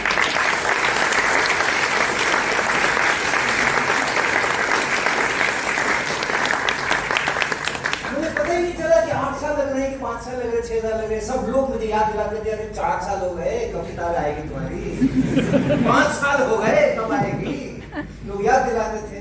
लेकिन हम तो मजे ले रहे थे, हम तो सीख रहे थे कैसे प्रेजेंट करना है, इस टॉपिक के लिए क्या करें, ये टॉपिक के लिए किस प्रकार का हम गाना वाना बोले, उसका बैकग्राउंड स्टोरी कैसा हम वीव करें, और उसके बाद फिर उसमें से किस तरीके से बच्चे लोग कहाँ स्किप ओवर करेंगे कॉन्सेप्ट्स को, इसका अंदाजा करना, और उस स्किप ओवर ना करें उनके लिए इंतजाम करना, न्यूमेरिकल प्रॉब्लम बना करके कि आओ बनाओ, नहीं बनेगा तो पता चलेगा कि कहीं कुछ स्किप ओवर हो गया है, वापस जाओ। ये सब क्रिएट कर रहे थे ना, क्रिएशन हो रहा है। नई चीज क्रिएट करने में बहुत खुशी मिलती है।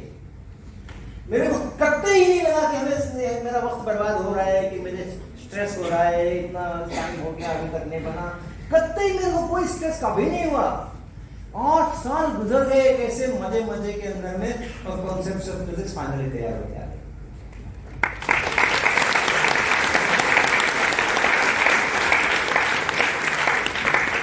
यूनिवर्सिटी के अंदर में मैंने टाटा मैकग्रा-हिल को नो किया था। ये किताब टीएमएच से आने वाली थी, और टीएमएच को मैंने मना कर दिया था, क्योंकि मैंने जो लिखा था, टीएमएच के मार्केटिंग टीम का कहना था कि इट विल नॉट सेल।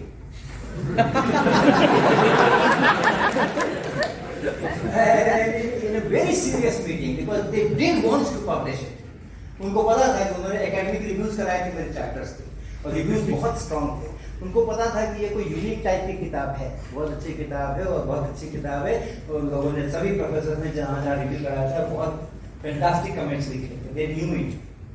लेकिन उनको लगा कि ये बिकेगी नहीं, ये किताब बहुत अच्छी है, बट रिसर्च पेपर्स बहुत अच्छे होते हैं, एक जो उसको टाइप करता है और एक जो उसको रिव्यू करता है, उसको छोड़ के कौन पढ़ता है।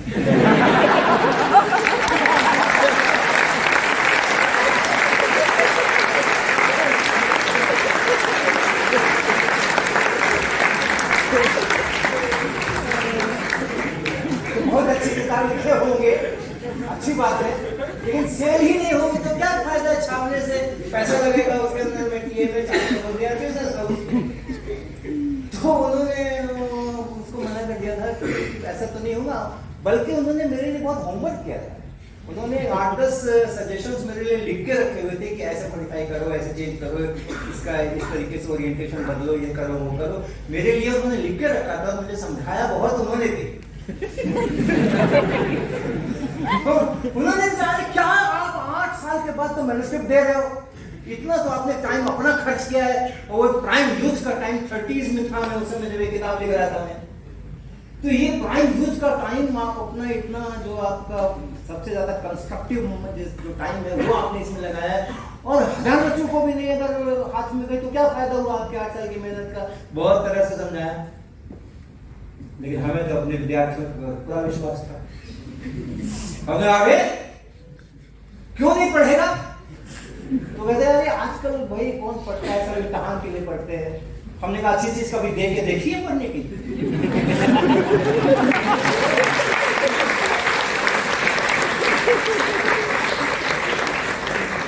वे जो परोसोगे वही तो खाएगा ना, उसको नहीं अच्छा लगता है तो नहीं खाता है, फिर आप बोलते हो गंदा बच्चा है खाता नहीं है, इसको न्यूट्रिशन कहाँ से मिलेगा, खाता नहीं। अरे को अच्छी चीज बना के खिला खाएगा तो हमें एक बार परोसने दो, देखते हैं क्या होता है क्या नहीं होता है। बस ये मैं तैयार नहीं था, मैंने मना कर दिया, नहीं जाओ नहीं छापना मत छापो। पहली किताब थी उसमें तेजी वाला ये वाला नाम खा ले, तब भी हमने मना कर दिया, भारतीय बहुत कैसे कैसे करके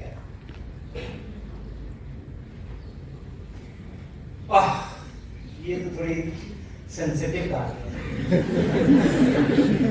मेरे जब 8 साल पूरे हुए एज लेक्चरर, वो मिनिमम क्राइटेरिया है सरकार का, 8 साल पूरा होने के बाद आप रीडर के लिए क्वालिफाई कर सकते हैं। तो नहीं 8 साल नहीं 4 साल का टीचिंग एक्सपीरियंस होना चाहिए, उसके आगे सर्च पब्लिकेशन हो। तो बकायदा पोस्ट निकली बिहार पब्लिक सर्विस कमीशन से रांची यूनिवर्सिटी रीडर के लिए, और मेरे ठीक 4 साल पूरे हुए थे, 4 साल कुछ दिन। और मैंने अप्लाई कर दिया, फिर इंटरव्यू के लिए बुलाया गया। अपना जितना मेरे उस समय उतने 4 साल के अंदर में जो मैंने आपको बताया था ना, पीएचडी मैंने अपने जो जिन्होंने बीएससी में मुझे पढ़ाया था उन्हीं को मैंने पहली पीएचडी कराई थी, और वो 4 साल से पहले हो चुकी थी, और कुछ लोग कर रहे थे, यादव जी। तो मैंने भी अप्लाई कर दिया। अब जो बोर्ड बैठा हुआ इंटरव्यू के लिए, उसने पहले रिकॉर्ड देखा, भाई इसने तो 4 साल में एक विजिट सुपरवाइज करके रखी हुई है, और आईआईटी कानपुर से है, और वहाँ पर भी इसके पब्लिकेशन से ही है, वो है एमएससी का ग्रेड ऐसा है, ये वगैरह वगैरह सब कुछ हुआ। फिर प्रश्न किए गए मुझसे, तो उन प्रश्नों के उत्तर भी बड़े फैंटास्टिक ढंग से, लेकिन वहाँ पे अंत में कमिटी ने लिखा none was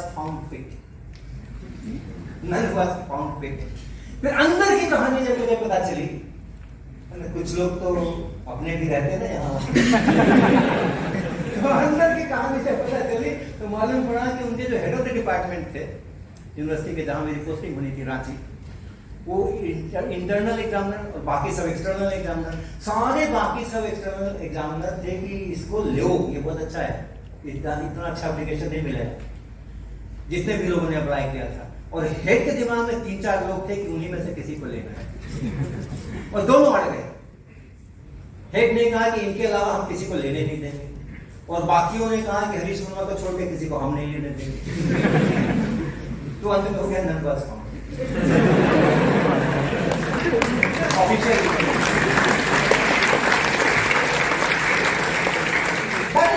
मेरे को क्या करना था, मेरे थोड़ी कोई डिसीजन लेना था, लेकिन मेरा डिसीजन अब आता है जब रांची यूनिवर्सिटी वाले हेड को, जिन्होंने पहली बार मुझे इंटरव्यू में देखा था, उनके चीज जो मित्र मंडली थे, उनसे उन्होंने चर्चा की कि मेरी यूनिवर्सिटी के में ऐसा उल्टा पुल्टा आदमी नहीं आएगा, हम जिसको चाहेंगे वही आएगा। और वहां से जब मेरे बारे में सारी इंफॉर्मेशन उन्होंने गैदर की, तब उनको पता चला कि मैं उसी कैटेगरी को बिलोंग करता हूं जिसको चाहते थे। फिर उन्हें अपना माथा ठोक लिया, अरे इतना बड़ा पाप मुझसे हो गया, मैंने मना कर दिया इसको, अरे हमें क्या पता था कि ये भी उसी कैटेगरी में आ रहा है। फिर मेरे को उन्होंने एक खत लिखा, अब देखो अब मेरा डिसीजन आएगा। उन्होंने मुझे एक खत लिखा बेंच, तो उसमें डियर डॉक्टर वर्मा और ऐसा करके, we could not select you there, but you just don't worry, you come to Kanpur and I will get you ad hoc appointment of reader, आपको हम कर देंगे, और उसके within 2 years उसको हम रेगुलराइज कर देंगे, you will be full fledged reader। ये उनका किसी से भिजवाया था उन्होंने, हाथ से अपने किसी दोस्त से ये चिट्ठी मेरे लिए भिजवाई थी, और उसको ज्यादा समय नहीं लगा उसका जवाब लिखने में। हमने कहा sir thank you very much, I am not interested.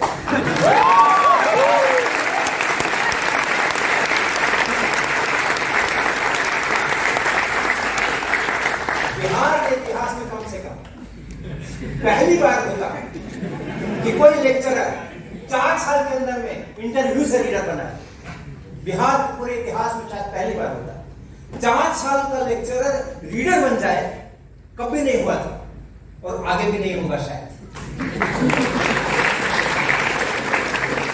एक बार मना कर दिया तो सर आप नॉट इंटरेस्टेड। एकेडमिक ग्राउंड पर अगर आपने मेरे को जज नहीं किया है, नॉन एकेडमिक ग्राउंड पे मैं अपने को जज होने नहीं दूंगा।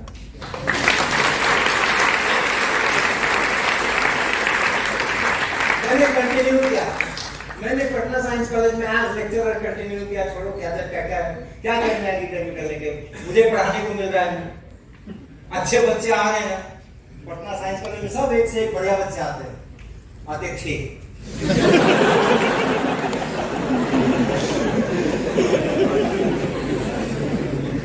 फिर वो टाइम बाउंड होता है, इतने साल की सर्विस हो जाए तो प्रमोशन मिलता है वगैरह। तो 8 साल जब हो गए तो रीडर बन गए, उसके बाद और 8 साल जब होने वाले थे तो प्रोफेसर बन जाते।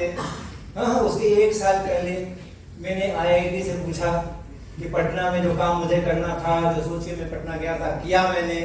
वहाँ पे फिजिकल सोसाइटी की स्थापना हुई, वहाँ लोगों को पता चल गया कि रिसर्च कैसे होता है, वहाँ लोगों को पता चल गया कि UGC से ग्रांट कैसे लाए जाते हैं। मैं ग्रांट लेके आया UGC से पहली बार। मेरे प्रिंसिपल को जब चेक मिला और कवरिंग लेटर में मेरा नाम था तो उन्होंने मुझे बुला करके पूछा ये क्या है, ये कौन सा चेक है, इसका मैं क्या करूँ।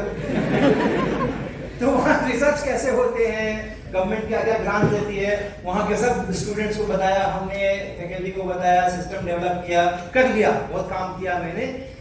IIT अगर चाहती है, IIT कानपुर अगर चाहती है कि हम इनके लिए भी, आपके लिए भी कुछ काम करें, मेरी सेवाएं आपके लिए भी उपलब्ध है, आपने मुझे MSc कराई है, PhD कराई है, तो हमने इनको अप्रोच किया और इन्होंने हमें असिस्टेंट प्रोफेसर का अपॉइंटमेंट ऑफर किया। 15 इयर्स पटना में 15 इयर्स पढ़ाने के बाद, रीडर होने के बाद और प्रोफेसर 1 साल में होने वाला ही मैं, उस समय में उन्होंने मुझे असिस्टेंट प्रोफेसर का वो पोस्ट ऑफर किया कि आना चाहते हो तो आ जाओ। और मैंने ले लिया। उसका अनदर 5 साल लगे तो मैं एसोसिएट प्रोफेसर बना, उसके अनदर 5 साल लगे तो मैं प्रोफेसर बना। क्या जाता है अपना, पीछे तो डॉक्टर ही लिखा जाता है ना।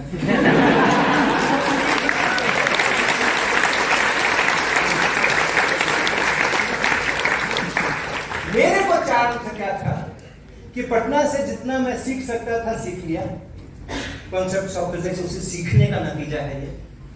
तो जितना मैं सीख सकता था वहां से मैंने सीख लिया। ऐसे तो हर दिन सीखने का होता है हर जगह से, लेकिन फिर भी अब मैं IIT कानपुर से सीखूं। ये जो JEE करके लोग जाते हैं तो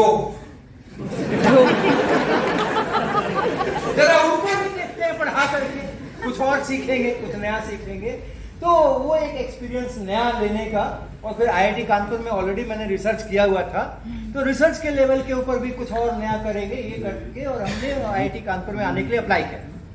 जब उन्होंने मुझे ऑफर दे दिया तो इस ग्राउंड के ऊपर कि उन्होंने मेरे को प्रोफेसर क्यों नहीं बनाया या एसोसिएट क्यों नहीं बनाया, मेरे को एकदम एंट्री वाला लेवल नए जो आते हैं PhD करके, उनके साथ में वही वाला पोजीशन मुझे पकड़ा दिया। क्वार्टर भी वही वाला मिला वही वाला मिला, फ्रेश जो अपॉइंटमेंट वाले को मिलता है वो।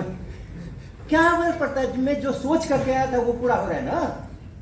मेरे को JEE के बच्चे मिल रहे हैं ना, एडवांस पास किए हुए, जिनको मैं पढ़ाऊंगा। वहाँ के लैब्स, वहाँ की लेबोरेटरी, वहाँ की रिसर्च फैसिलिटीज, वहाँ की लाइब्रेरी, उसको मुझको यूज करना है तो वो तो मिल रहा है ना।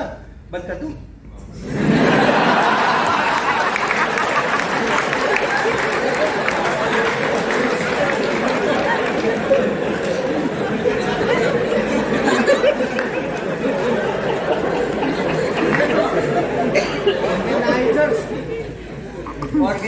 ऑर्गेनाइजर्स की हर हलचल का एक मतलब है।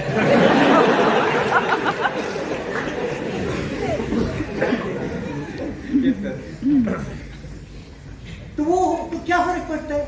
मैंने आराम से पटना यूनिवर्सिटी से रिजाइन किया और IIT Kanpur assistant professor join कर लिए और बहुत सीखा। मैंने बहुत सीखा। हमने ये सीखा कि JEE पास करके आने वाले बच्चे तोप नहीं होते हैं।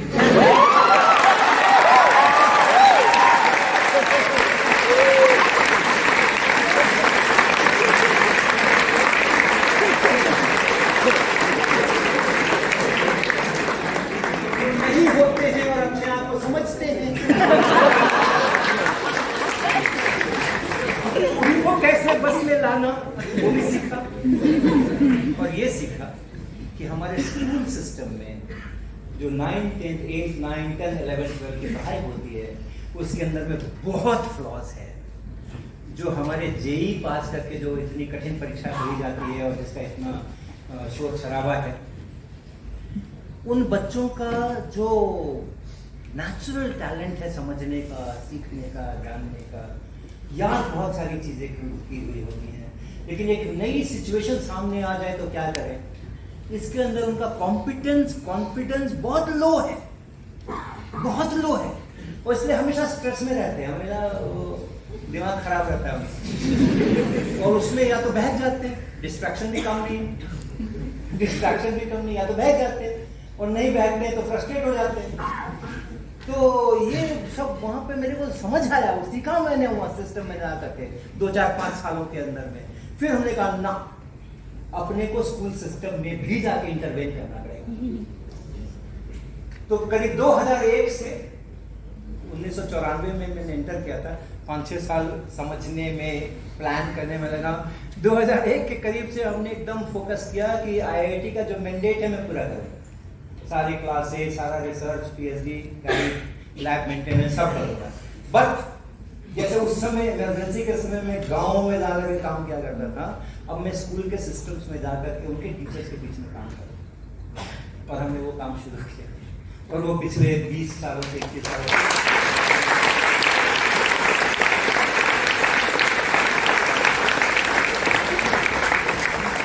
2017 में जब सेवानिवृत्ति हुई तो हमारे हेड ऑफ डिपार्टमेंट ने, हमारे डायरेक्टर ने, सबने कहा 3 साल का एमेरिटस पोजीशन तो आपके लिए नहीं देंगे तो किसको देंगे? तो हमने उसको मना कर दिया। हमने कहा नहीं सर, हो गया 15 साल पटना, 23 साल आईआईटी कानपुर, अब अपना।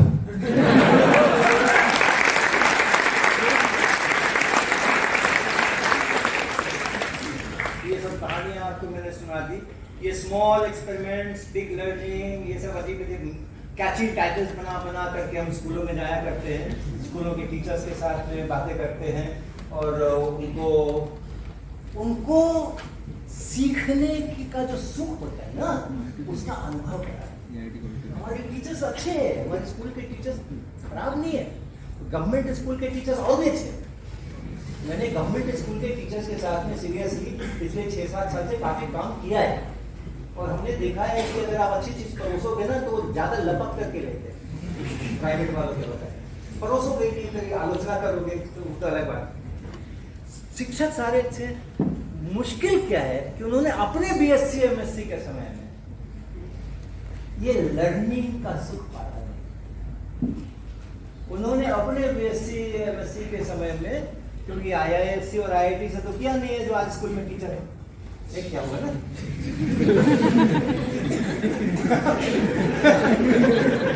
तो उन्होंने कोई जानकी बल्लभ शास्त्री कॉलेज से किया होगा, तो वहां उनको ये लर्निंग का सुख नहीं मिला है, जरा सा भी कोई अपॉर्चुनिटी नहीं मिली है उनको इसको फील करने की, इसका एंजॉयमेंट फील करने की, और इसलिए अपने स्टूडेंट्स को भी नहीं करा पा रहे। सीधी सी बहुत सिंपल सा इक्वेशन है। तो उनके यहाँ जा करके, उनके कैंप्स करके, उनसे बातें करके, कभी 1 दिन का, कभी 3 दिन का, कभी उनके यहाँ जाके, कभी उनको अपने यहाँ बुला करके, और बिल्कुल पर्सनल लेवल के ऊपर, पीछे से कोई ऑर्गेनाइजेशनल सपोर्ट नहीं है मेरे को, लेकिन मुझे लगता है कि मैं जो कर सकता हूँ वो तो करूँ। सपोर्ट कोई देने वाला आ जाए तो अच्छी बात है, नहीं देने वाला है तो कोई बात नहीं, जब तक मैं कर सकता हूँ मैं करूँगा अकेले।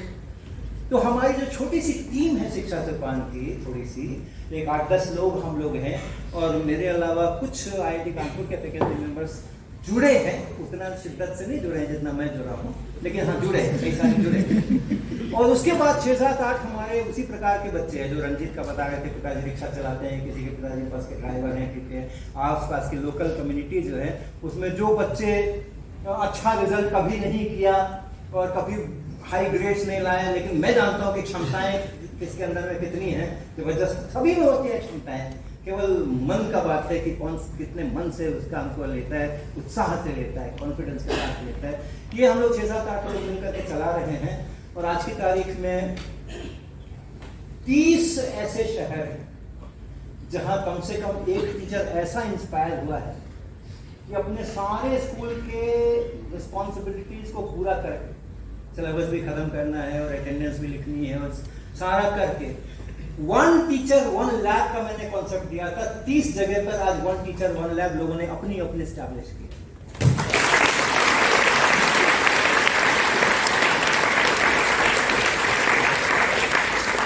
इनमें से कई ऐसे हैं जिनके स्कूल ने या कॉलेज में जहां वो पढ़ाते वहां पे उसने उसको स्पेस दिया है, उसने थोड़ी फैसिलिटीज दी है, स्पेस ही दिया है और तो क्या, उसको क्लास उतनी लेने कम तो लेने नहीं। तो वो सब करते हुए वो अपनी लैब को मेंटेन करते हैं, नए एक्सपेरिमेंट्स वहां पे डिजाइन करते हैं। अब क्या जरूरी है कि मैंने जब 1969 में मैंने जब एडमिशन लिया था, क्लास 11 में था 69 में, उस समय मैंने पेंडुलम को ऐसे ऐसे झुला करके जी का मान निकाला था। और 2023 में भी लोग उसी पेंडुलम को झुला झुला कितनी बार निकालोगे? कितनी बार निकालोगे? कुछ और करो ना, कुछ और करो, कुछ तो और करो। नया करने की प्रवृत्ति, कुछ नया करने का कल्चर इनकलकेट करना, वो क्वालिटी, वो स्किल, कुछ नया सोचेंगे, कुछ नया करेंगे, कुछ अलग हटके करेंगे, अपना प्लान करेंगे। ये 30 लोग जो है, 30 अन्वेषिका है, वो सब इसी तरीके से काम कर रहे हैं, कुछ नया डिजाइन कर रहे हैं। और हमने वो 30 तो ये हैं, उसके अलावा और हमारे बहुत सारे जो हमसे ये हमारे साथ आ करके और हम लोगों ने मिलजुल करके लर्निंग का जो एक्सपीरियंस लिया है, उसके हैप्पीनेस का जो हमने एक्सपीरियंस लिया है, उसके कारण से बहुत सारे ऐसे लोग हैं जो कि अपनी अपनी जगह पर अपने अपने ढंग से लोगों को सिखा रहे हैं, टीचर्स को सिखा रहे हैं कि क्या होती है लर्निंग, क्या होती है। और उसी कारण से हम बड़े बड़े कार्यक्रम भी अब लेने हमने शुरू कर दिए। जम्मू कश्मीर गवर्नमेंट ने हमें सभी 21 जिलों के अपने 10वीं तक के जो हाई स्कूल के जो टीचर्स हैं, उनके साइंस के फिजिक्स के टीचर्स, वहाँ साइंस ही है हाई स्कूल के अंदर में, लेकिन फिजिक्स के लिए उन्होंने हमें प्रोजेक्ट दिया, टीचर्स ऑफ मंथ प्रोजेक्ट।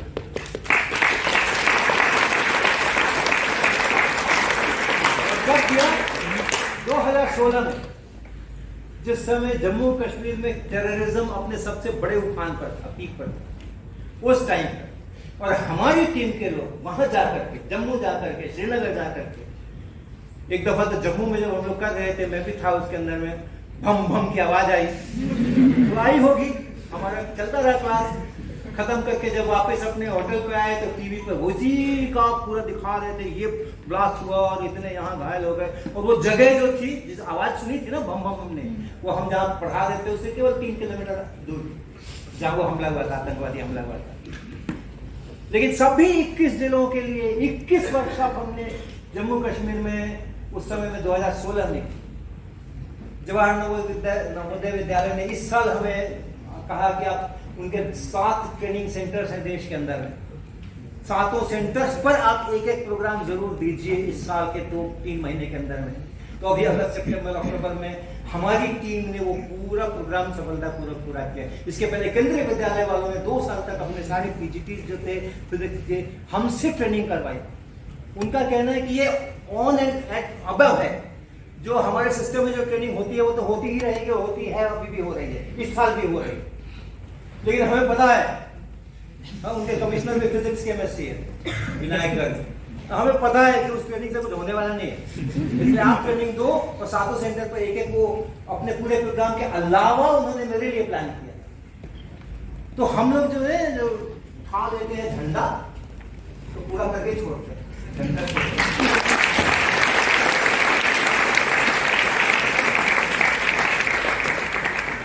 ये सब हमारे जो जमीन पे बिठा करके हम पढ़ाते हैं, नेचुरल वे में रहना चाहिए हमें।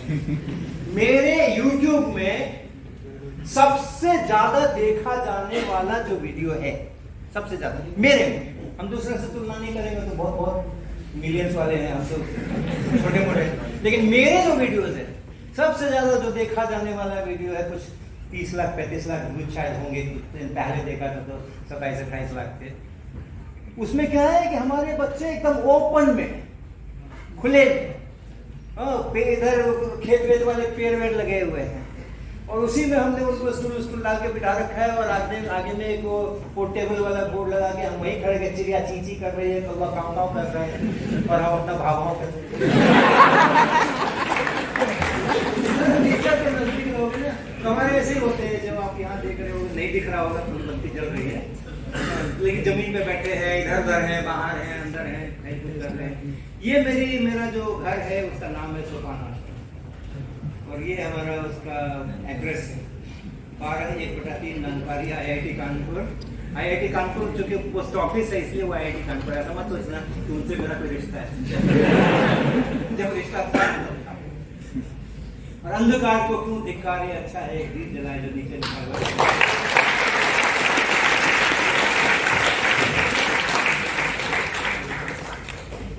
ये सब हमारे शिक्षक लोग हैं, टीचर लोग हैं, ये सब हमारे स्कूल के शिक्षक लोग हैं जो कि इधर से ऐसे टेढ़े हो गए, उधर से वैसे टेढ़े हो करके लिखते रहते हैं, समझते रहते हैं। आप लोग को नहीं दिख रहा होगा। ये अभी जो कश्मीर गया था उस समय के ये चित्र है और ये इस्लामिक स्कूल है, ये अल्बानी इस्लामिक स्कूल। तो उसके बच्चों ने ये साइंस प्रोजेक्ट्स बनाए थे जिसमें कि मेरे को उन्होंने सारे साइंस प्रोजेक्ट दिखाए थे। बहुत अच्छे बच्चे हैं, बहुत प्यारे बच्चे हैं, हमें बहुत आनंद मिला इनके साथ करके। ये इन्होंने एक वो हेड मसाजर बनाया अपना आर्डिनो वगैरह लगा करके, तो वो मेरे को पहना करके उसका फील करा रहे थे कि कैसे तो बहुत सारे अच्छे प्रोजेक्ट, बहुत सुंदर प्रोजेक्ट और बहुत कुछ कहाँ रह गया। अरे सर एक आपने मिटा दिया क्या?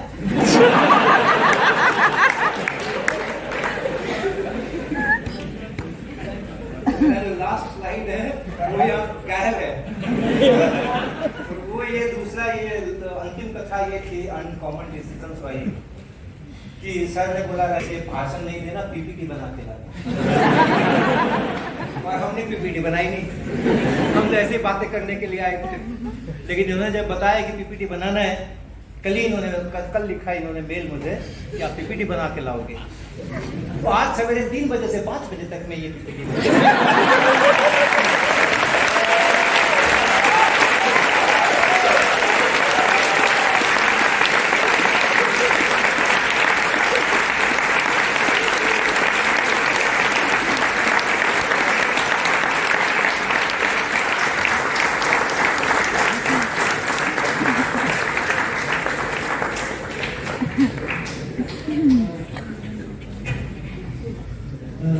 मैं क्या बोलूं, ये आना चाहिए। अभी ये आ रहा है, ये आना चाहिए। तो ये लाने के लिए वो सब एटॉमिक वाइब्रेटर फलाने दिमाग के उसने इमेजिन किया। तो ऐसे होता है रिसर्च। Just don't worry.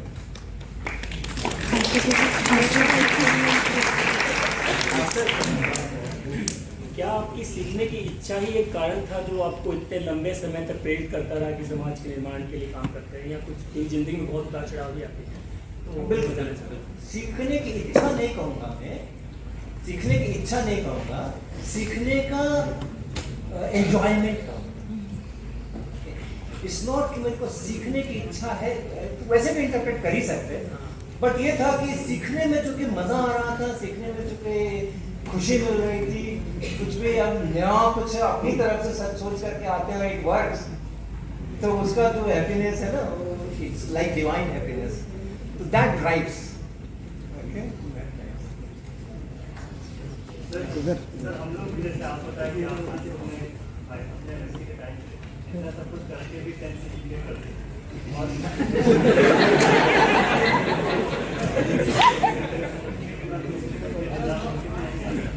क्या कमी है, क्या हमारे अंडरस्टैंडिंग में जो काम कर रहे हैं उसमें कहीं कमी है या पसंद है? आज के पहले आपको मालूम था कि था क्या कि मेरा 10 CP लेके था, तो क्या फायदा हुआ होने का?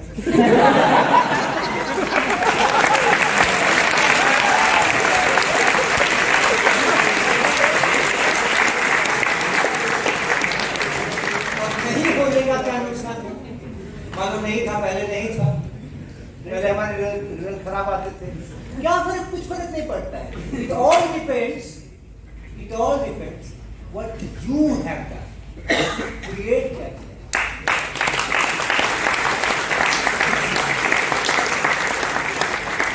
600 नए एक्सपेरिमेंट क्रिएट किए हमने, उसको CGPA से कोई मतलब नहीं। मेरे साथ जो रंजीत बच्चा काम करता है वो अगर न होता मेरे साथ में तो ये 600 एक्सपेरिमेंट में नहीं करता। He is the person who can do everything. उसको मैं आइडिया दूंगा कि मुझे ये चाहिए, अब वो कैसे बनेगा, उसका क्या स्ट्रक्चर होगा, डिजाइन भी खुद करता है, उसके बाद काटा पीटी करना, वेल्डिंग करना, उसका सब वो ला रखा है उसने, व्हील कटर और ये सब ड्रिल मशीन वो सब ला रखा है, वो करना करके हमें अच्छा सा उसका स्ट्रक्चर बना करके देगा। वो बच्चा कर रहा है, उसके तो ग्रेड पॉइंट बहुत खराब है, बट ही सो यूजफुल, और उसकी उतना ही महत्व है जितना मेरा महत्व है। उसके बिना मैं कुछ करता ही नहीं। मैं तो हर जगह उसको बताता हूँ कि ही इज अ पर्सन। तो उसकी चिंता क्यों करते हो कि 10 आया कि 8 आया कि 7 आया, पास कर लेना, फेल नहीं।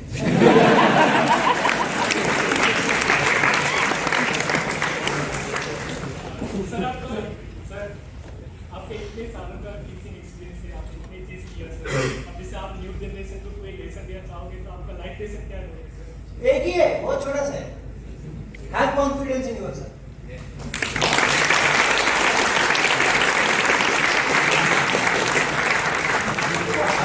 हर किसी में बेसिक कैपेबिलिटी है। जैसे हर बच्चे को स्कूल में आने के पहले न्यूटन के तीसरे नियम पता होते हैं, तीनों नियम पता होते हैं। हर स्टूडेंट के अंदर में बेसिक कैपेबिलिटी है। अब ये है कि आप फ्रस्ट्रेट मत होना कभी भी, क्योंकि आपको लगता है कि मेरे ग्रेड नहीं आए तो मुझ में कैपेसिटी नहीं है, कैपेबिलिटी नहीं है, I am good for nothing. ये हो गया तो आपको लगता है वो मेरा प्रोजेक्ट अच्छा नहीं हुआ, फलाना हो गया तो आपको लगता है कि मेरे में कमी है। आप में कोई कमी नहीं है भाई, कमी उनमें है जो कि आप में कमी देख रहे हैं।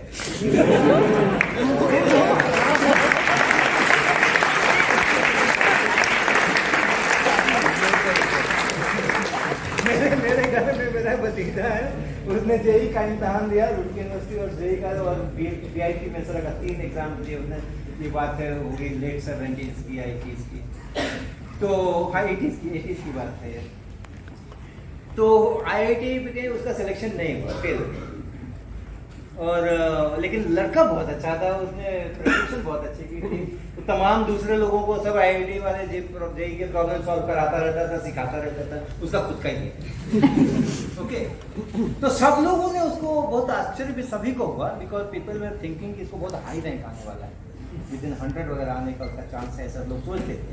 बहुत आश्चर्य हुआ, लेकिन सबने उसको कंसोल करने का कोशिश किया, कोई बात नहीं है, कोई बात नहीं है, अगले साल इस कोई हो गया, हर बार थोड़ा ही ऐसे होता है, तुम्हारा इतना अच्छा प्रिपरेशन, नेक्स्ट ईयर तो तुम्हारा जरूर हो जाएगा। ये बच्चा क्या बोलता है, मैंने IIT सिस्टम को एक चांस दिया था कि मुझे लेना है।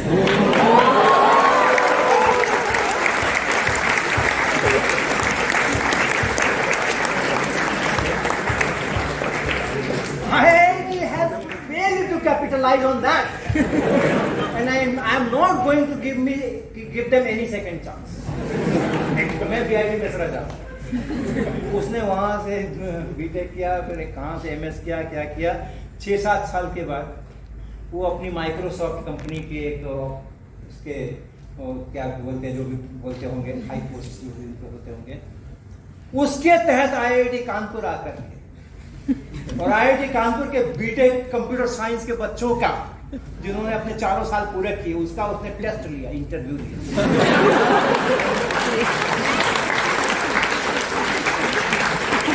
और सिलेक्शन किया कि हाँ ये तो ठीक है, चलो मेरी कंपनी में ये मेरे लायक। हाँ, अपने में कॉन्फिडेंस रखो। हाँ ऐसे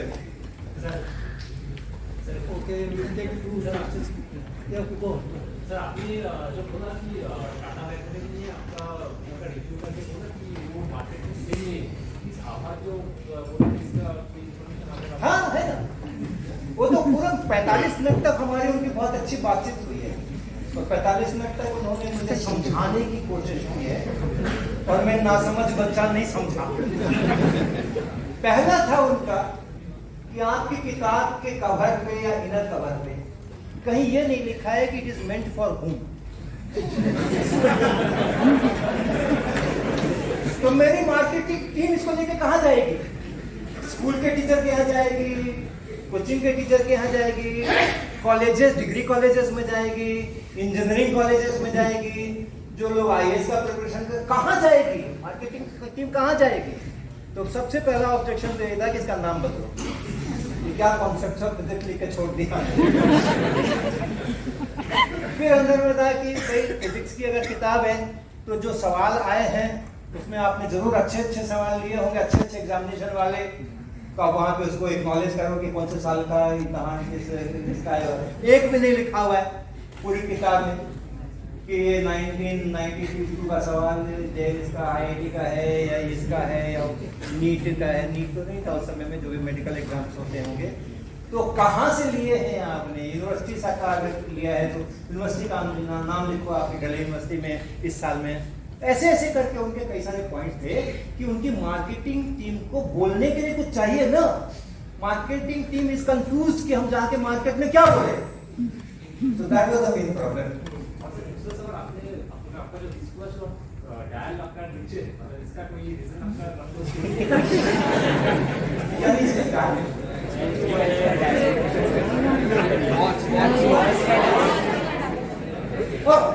नीचे क्यों है? ग्रेविटी के कारण।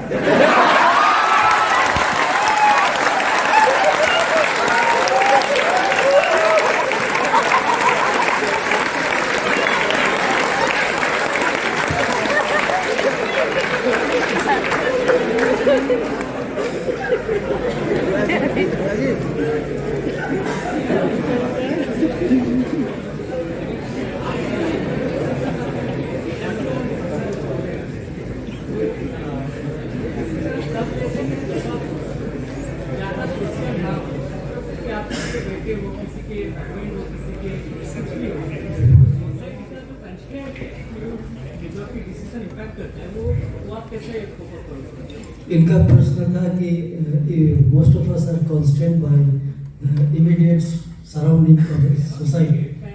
Yeah, constant. There are a lot of constants. So how you take independent decisions? देखो हर एक समय वो दो तरह का स्टैटिस्टिक्स में एवरेज होता है। एक होता है ensemble. At a given time you have so many molecule, so many entities, आप सबको देख करके और अपना फंक्शन बनाओ, डिस्ट्रीब्यूशन फंक्शन बनाओ। एक होता है कि आप एक ही पे कंसेंट्रेट करो और as a function of time वो कदा जा रहा है, उससे आप अपना स्टैटिस्टिक्स बनाओ। ये दो तरह का चीज होता है। तो वही चीज है कि मैं जो अपनी कहानी कह रहा हूँ उसमें एक एंटिटी है, but then there are various instances, so it is giving you some kind of a statistics. मेरे भी परिवार था, जब मैं भी स्कूल में था, कॉलेज में था, तो मेरा भी परिवार था। मेरा परिवार कभी भी फिनेंशियली अच्छा नहीं रहा, कभी भी, राइट। तो हमारे परिवार में स्टेबिलिटी तब आई है जब मैंने लेक्चरर इन फिजिक्स 1979 में पटना यूनिवर्सिटी में ज्वाइन किया। उसके पहले तक नहीं आई। और कंडीशन ऐसी थी कि स्कूल में जाने के लिए जो स्कूल का यूनिफॉर्म, तो खैर मेरे स्कूल में कभी नहीं रहा कि उसको यूनिफॉर्म पहन के जाना है, लेकिन एक जो नॉर्मल होता है कि अपना कमीज पैंट पहनना है, एक चप्पल होनी चाहिए पैर के अंदर में, हमें वो भी नहीं मिलती थी फैमिली से। तो हम में वो सब वो सारे सिचुएशंस मेरे साथ भी गुजरे हैं। ओके। और जिस समय हम पीएचडी करने के लिए यहाँ आए थे, एमएससी करने के लिए यहाँ आए थे, तो सेमेस्टर ब्रेक्स में जब हम घर जाया करते थे तो हमें बाद में बताया जाता था, चोरी छुपे कोई बताता था घर का के जो बच्चे भतीजे वगैरह होते थे हमारे, वो बताते थे कि जब आप 4 दिन के लिए आते हैं तो उसी 4 दिन बाजार से सब्जी खरीद करके आती है, उसके पहले भी नहीं आती है और उसके बाद में भी नहीं आती है। अप्स एंड डाउन्स है और आप इमोशंस का सहारा लीजिए। मेरे परिवार ने मेरे इमोशंस को महत्व दिया, मैंने उनका महत्व दिया और हमने मिलजुल करके ये स्ट्रैटेजी बनाई। मेरे को भी अगर फोर्स किया जाता तो शायद हम वैसा ही करते, लेकिन हाँ, मेरी फैमिली ने मुझको फोर्स नहीं किया। ये अनकॉमन था। वो हमें कहते थे कि ऐसे कैसे कर रहे हो, लेकिन वो ठीक है। तो आप ये मान के चलिए कि आपकी जो फैमिली होती है वो आपको बहुत प्यार करती है और आप अपनी फैमिली को बहुत प्यार करते हो। स्ट्रगल्स होते हैं, इकोनॉमिक स्ट्रगल्स होते हैं, दूसरे तरह के सिचुएशंस होते हैं। अब जैसा सिचुएशन हो उसमें आप क्या कर सकते हो, ये आप ही को करना होगा ना, वो तो कोई कॉमन रूल उसका नहीं हो सकता। Now it is case dependent, case to case उसको हल करना पड़ेगा। लेकिन ये ड्राइविंग फोर्स जरूर होना चाहिए उसके अंदर में, ये ड्राइविंग फोर्स जरूर होना चाहिए। पर जब पटना में मैं गया तो कंस्ट्रेंट नहीं थे क्या? पटना में तो मेरे को उस समय में सत्यम जी को मालूम है कि हम लोग के पास लाइब्रेरी में एब्स्ट्रैक्ट बुक आती थी। जर्नल्स तो सारे जर्नल्स नहीं आएंगे ना, कुछ जर्नल्स आएंगे चाहे कोई भी इंस्टीट्यूशन हो, तो एब्स्ट्रैक्ट बुक होती थी, उसमें से हम लोग खोज करके, और जो हमें लगता था एब्स्ट्रैक्ट पढ़ करके कि हाँ ये वाला हमारे काम का हो सकता है, उसके ऑथर को हम लोग चिट्ठियां लिखते थे, पोस्ट कार्ड। ये कानपुर में भी IIT कानपुर में हाँ करते थे, वही कहा हूँ, सारे जर्नल थोड़ी आते हैं लाइब्रेरी में, तो वो लिखते थे, पोस्ट कार्ड भेजते थे। और most of the time authors were kind enough कि वो अपने उसका रीप्रिंट हमें पोस्ट से भेज देते थे और हम उसको पढ़ते थे। मैं जब पटना में गया तो मैंने उनको कहा, प्रिंसिपल को, हमारे हेड ऑफ द डिपार्टमेंट को, कि ठीक है कोई रिसर्च फैसिलिटी नहीं है, कोई बात नहीं है, हम समर में जाके IIT कानपुर की लाइब्रेरी में और एब्स्ट्रैक्ट बुक से और सब लेकर के आ जाएंगे, चिट्ठियां लिखने के पैसे दिला मिले। मुझसे कहा गया कि पोस्ट ऑफिस से मोहर लगवा लेना, जब भी भेजो अंडर सर्टिफिकेट ऑफ पोस्टिंग, और वो 15 रुपए का 20 रुपए का जो भी लेटर हम भेजते थे वो हमें मिल जाता था वापस। अब करीबन 1.5 साल के बाद हमारा उसमें से कथन कराते में एक रिसर्च पेपर तैयार हुआ, तो हमने उसको किसी जगह भेजा। भेजने के लिए हार्ड कॉपी में प्रिंट करना होता है, 1980s की बात कर रहा हूँ मैं, वो अपलोड तो करना नहीं होता था तो, और वो डबल स्पेसिंग में टाइप होना चाहिए, वो सब फॉर्मेट रहता था डबल स्पेसिंग में, ताकि अच्छी तरह पढ़ा जा सके। तो थोड़ा सा मैटर आता था एक पेज के ऊपर, तो हमारा पेपर कुछ 15-16 A4 साइज के पेजेस में प्रिंट हुआ, मतलब छपा, टाइप हुआ। अब 3 कॉपीज मांगी जाती थी, 2 रिव्यूअर्स को भेजना है, 1 ऑफिस को चाहिए, तो 15 × 3 45 पेजेस तो वही हो गए, उसका कवरिंग लेटर ये वो, उतना बड़ा लिफाफा। हमने तो अपना रोज की तरह हमेशा जैसे हम चिट्ठी डालते थे, अंडर सर्टिफिकेट ऑफ पोस्टिंग मोहर लगवाया, भेज दिया, 150 रुपए का बिल आ गया। वो जो प्रिंसिपल के ऑफिस में गया तो ऑडिट ने ऑब्जेक्शन कर दिया, ये कौन सी चिट्ठी है ये कौन सी चिट्ठी है, 150 रुपए की कौन सी चिट्ठी है, क्या गड़बड़ है। फिजिक्स डिपार्टमेंट को इंक्वायरी हो गई, फिजिक्स डिपार्टमेंट के हेड को बुलाया गया, तो उन्होंने बताया कि ऐसे ऐसे वो एक नया लेक्चरर है, उसको रिसर्च करना रहता है, तो वो चिट्ठियां लिखता है उस दिन राज खुल गया। प्रिंसिपल ने बोला कि मुझे ग्रांट यूनिवर्सिटी से मिलती है, वो रिसर्च के लिए नहीं मिलती है, हम ये चिट्ठियां लिखने के लिए पैसे नहीं देंगे। मेरा 15 रुपए वाला भी बंद हो गया तो जैसी परिस्थिति होती है ना, उसके अनुसार उसमें से हम अपना प्लान करेंगे, बेस्ट उसमें से निकालेंगे और आगे तक उसको लेकर के जाएंगे। ये अपना कल्चर होना चाहिए, हम हार नहीं मानेंगे।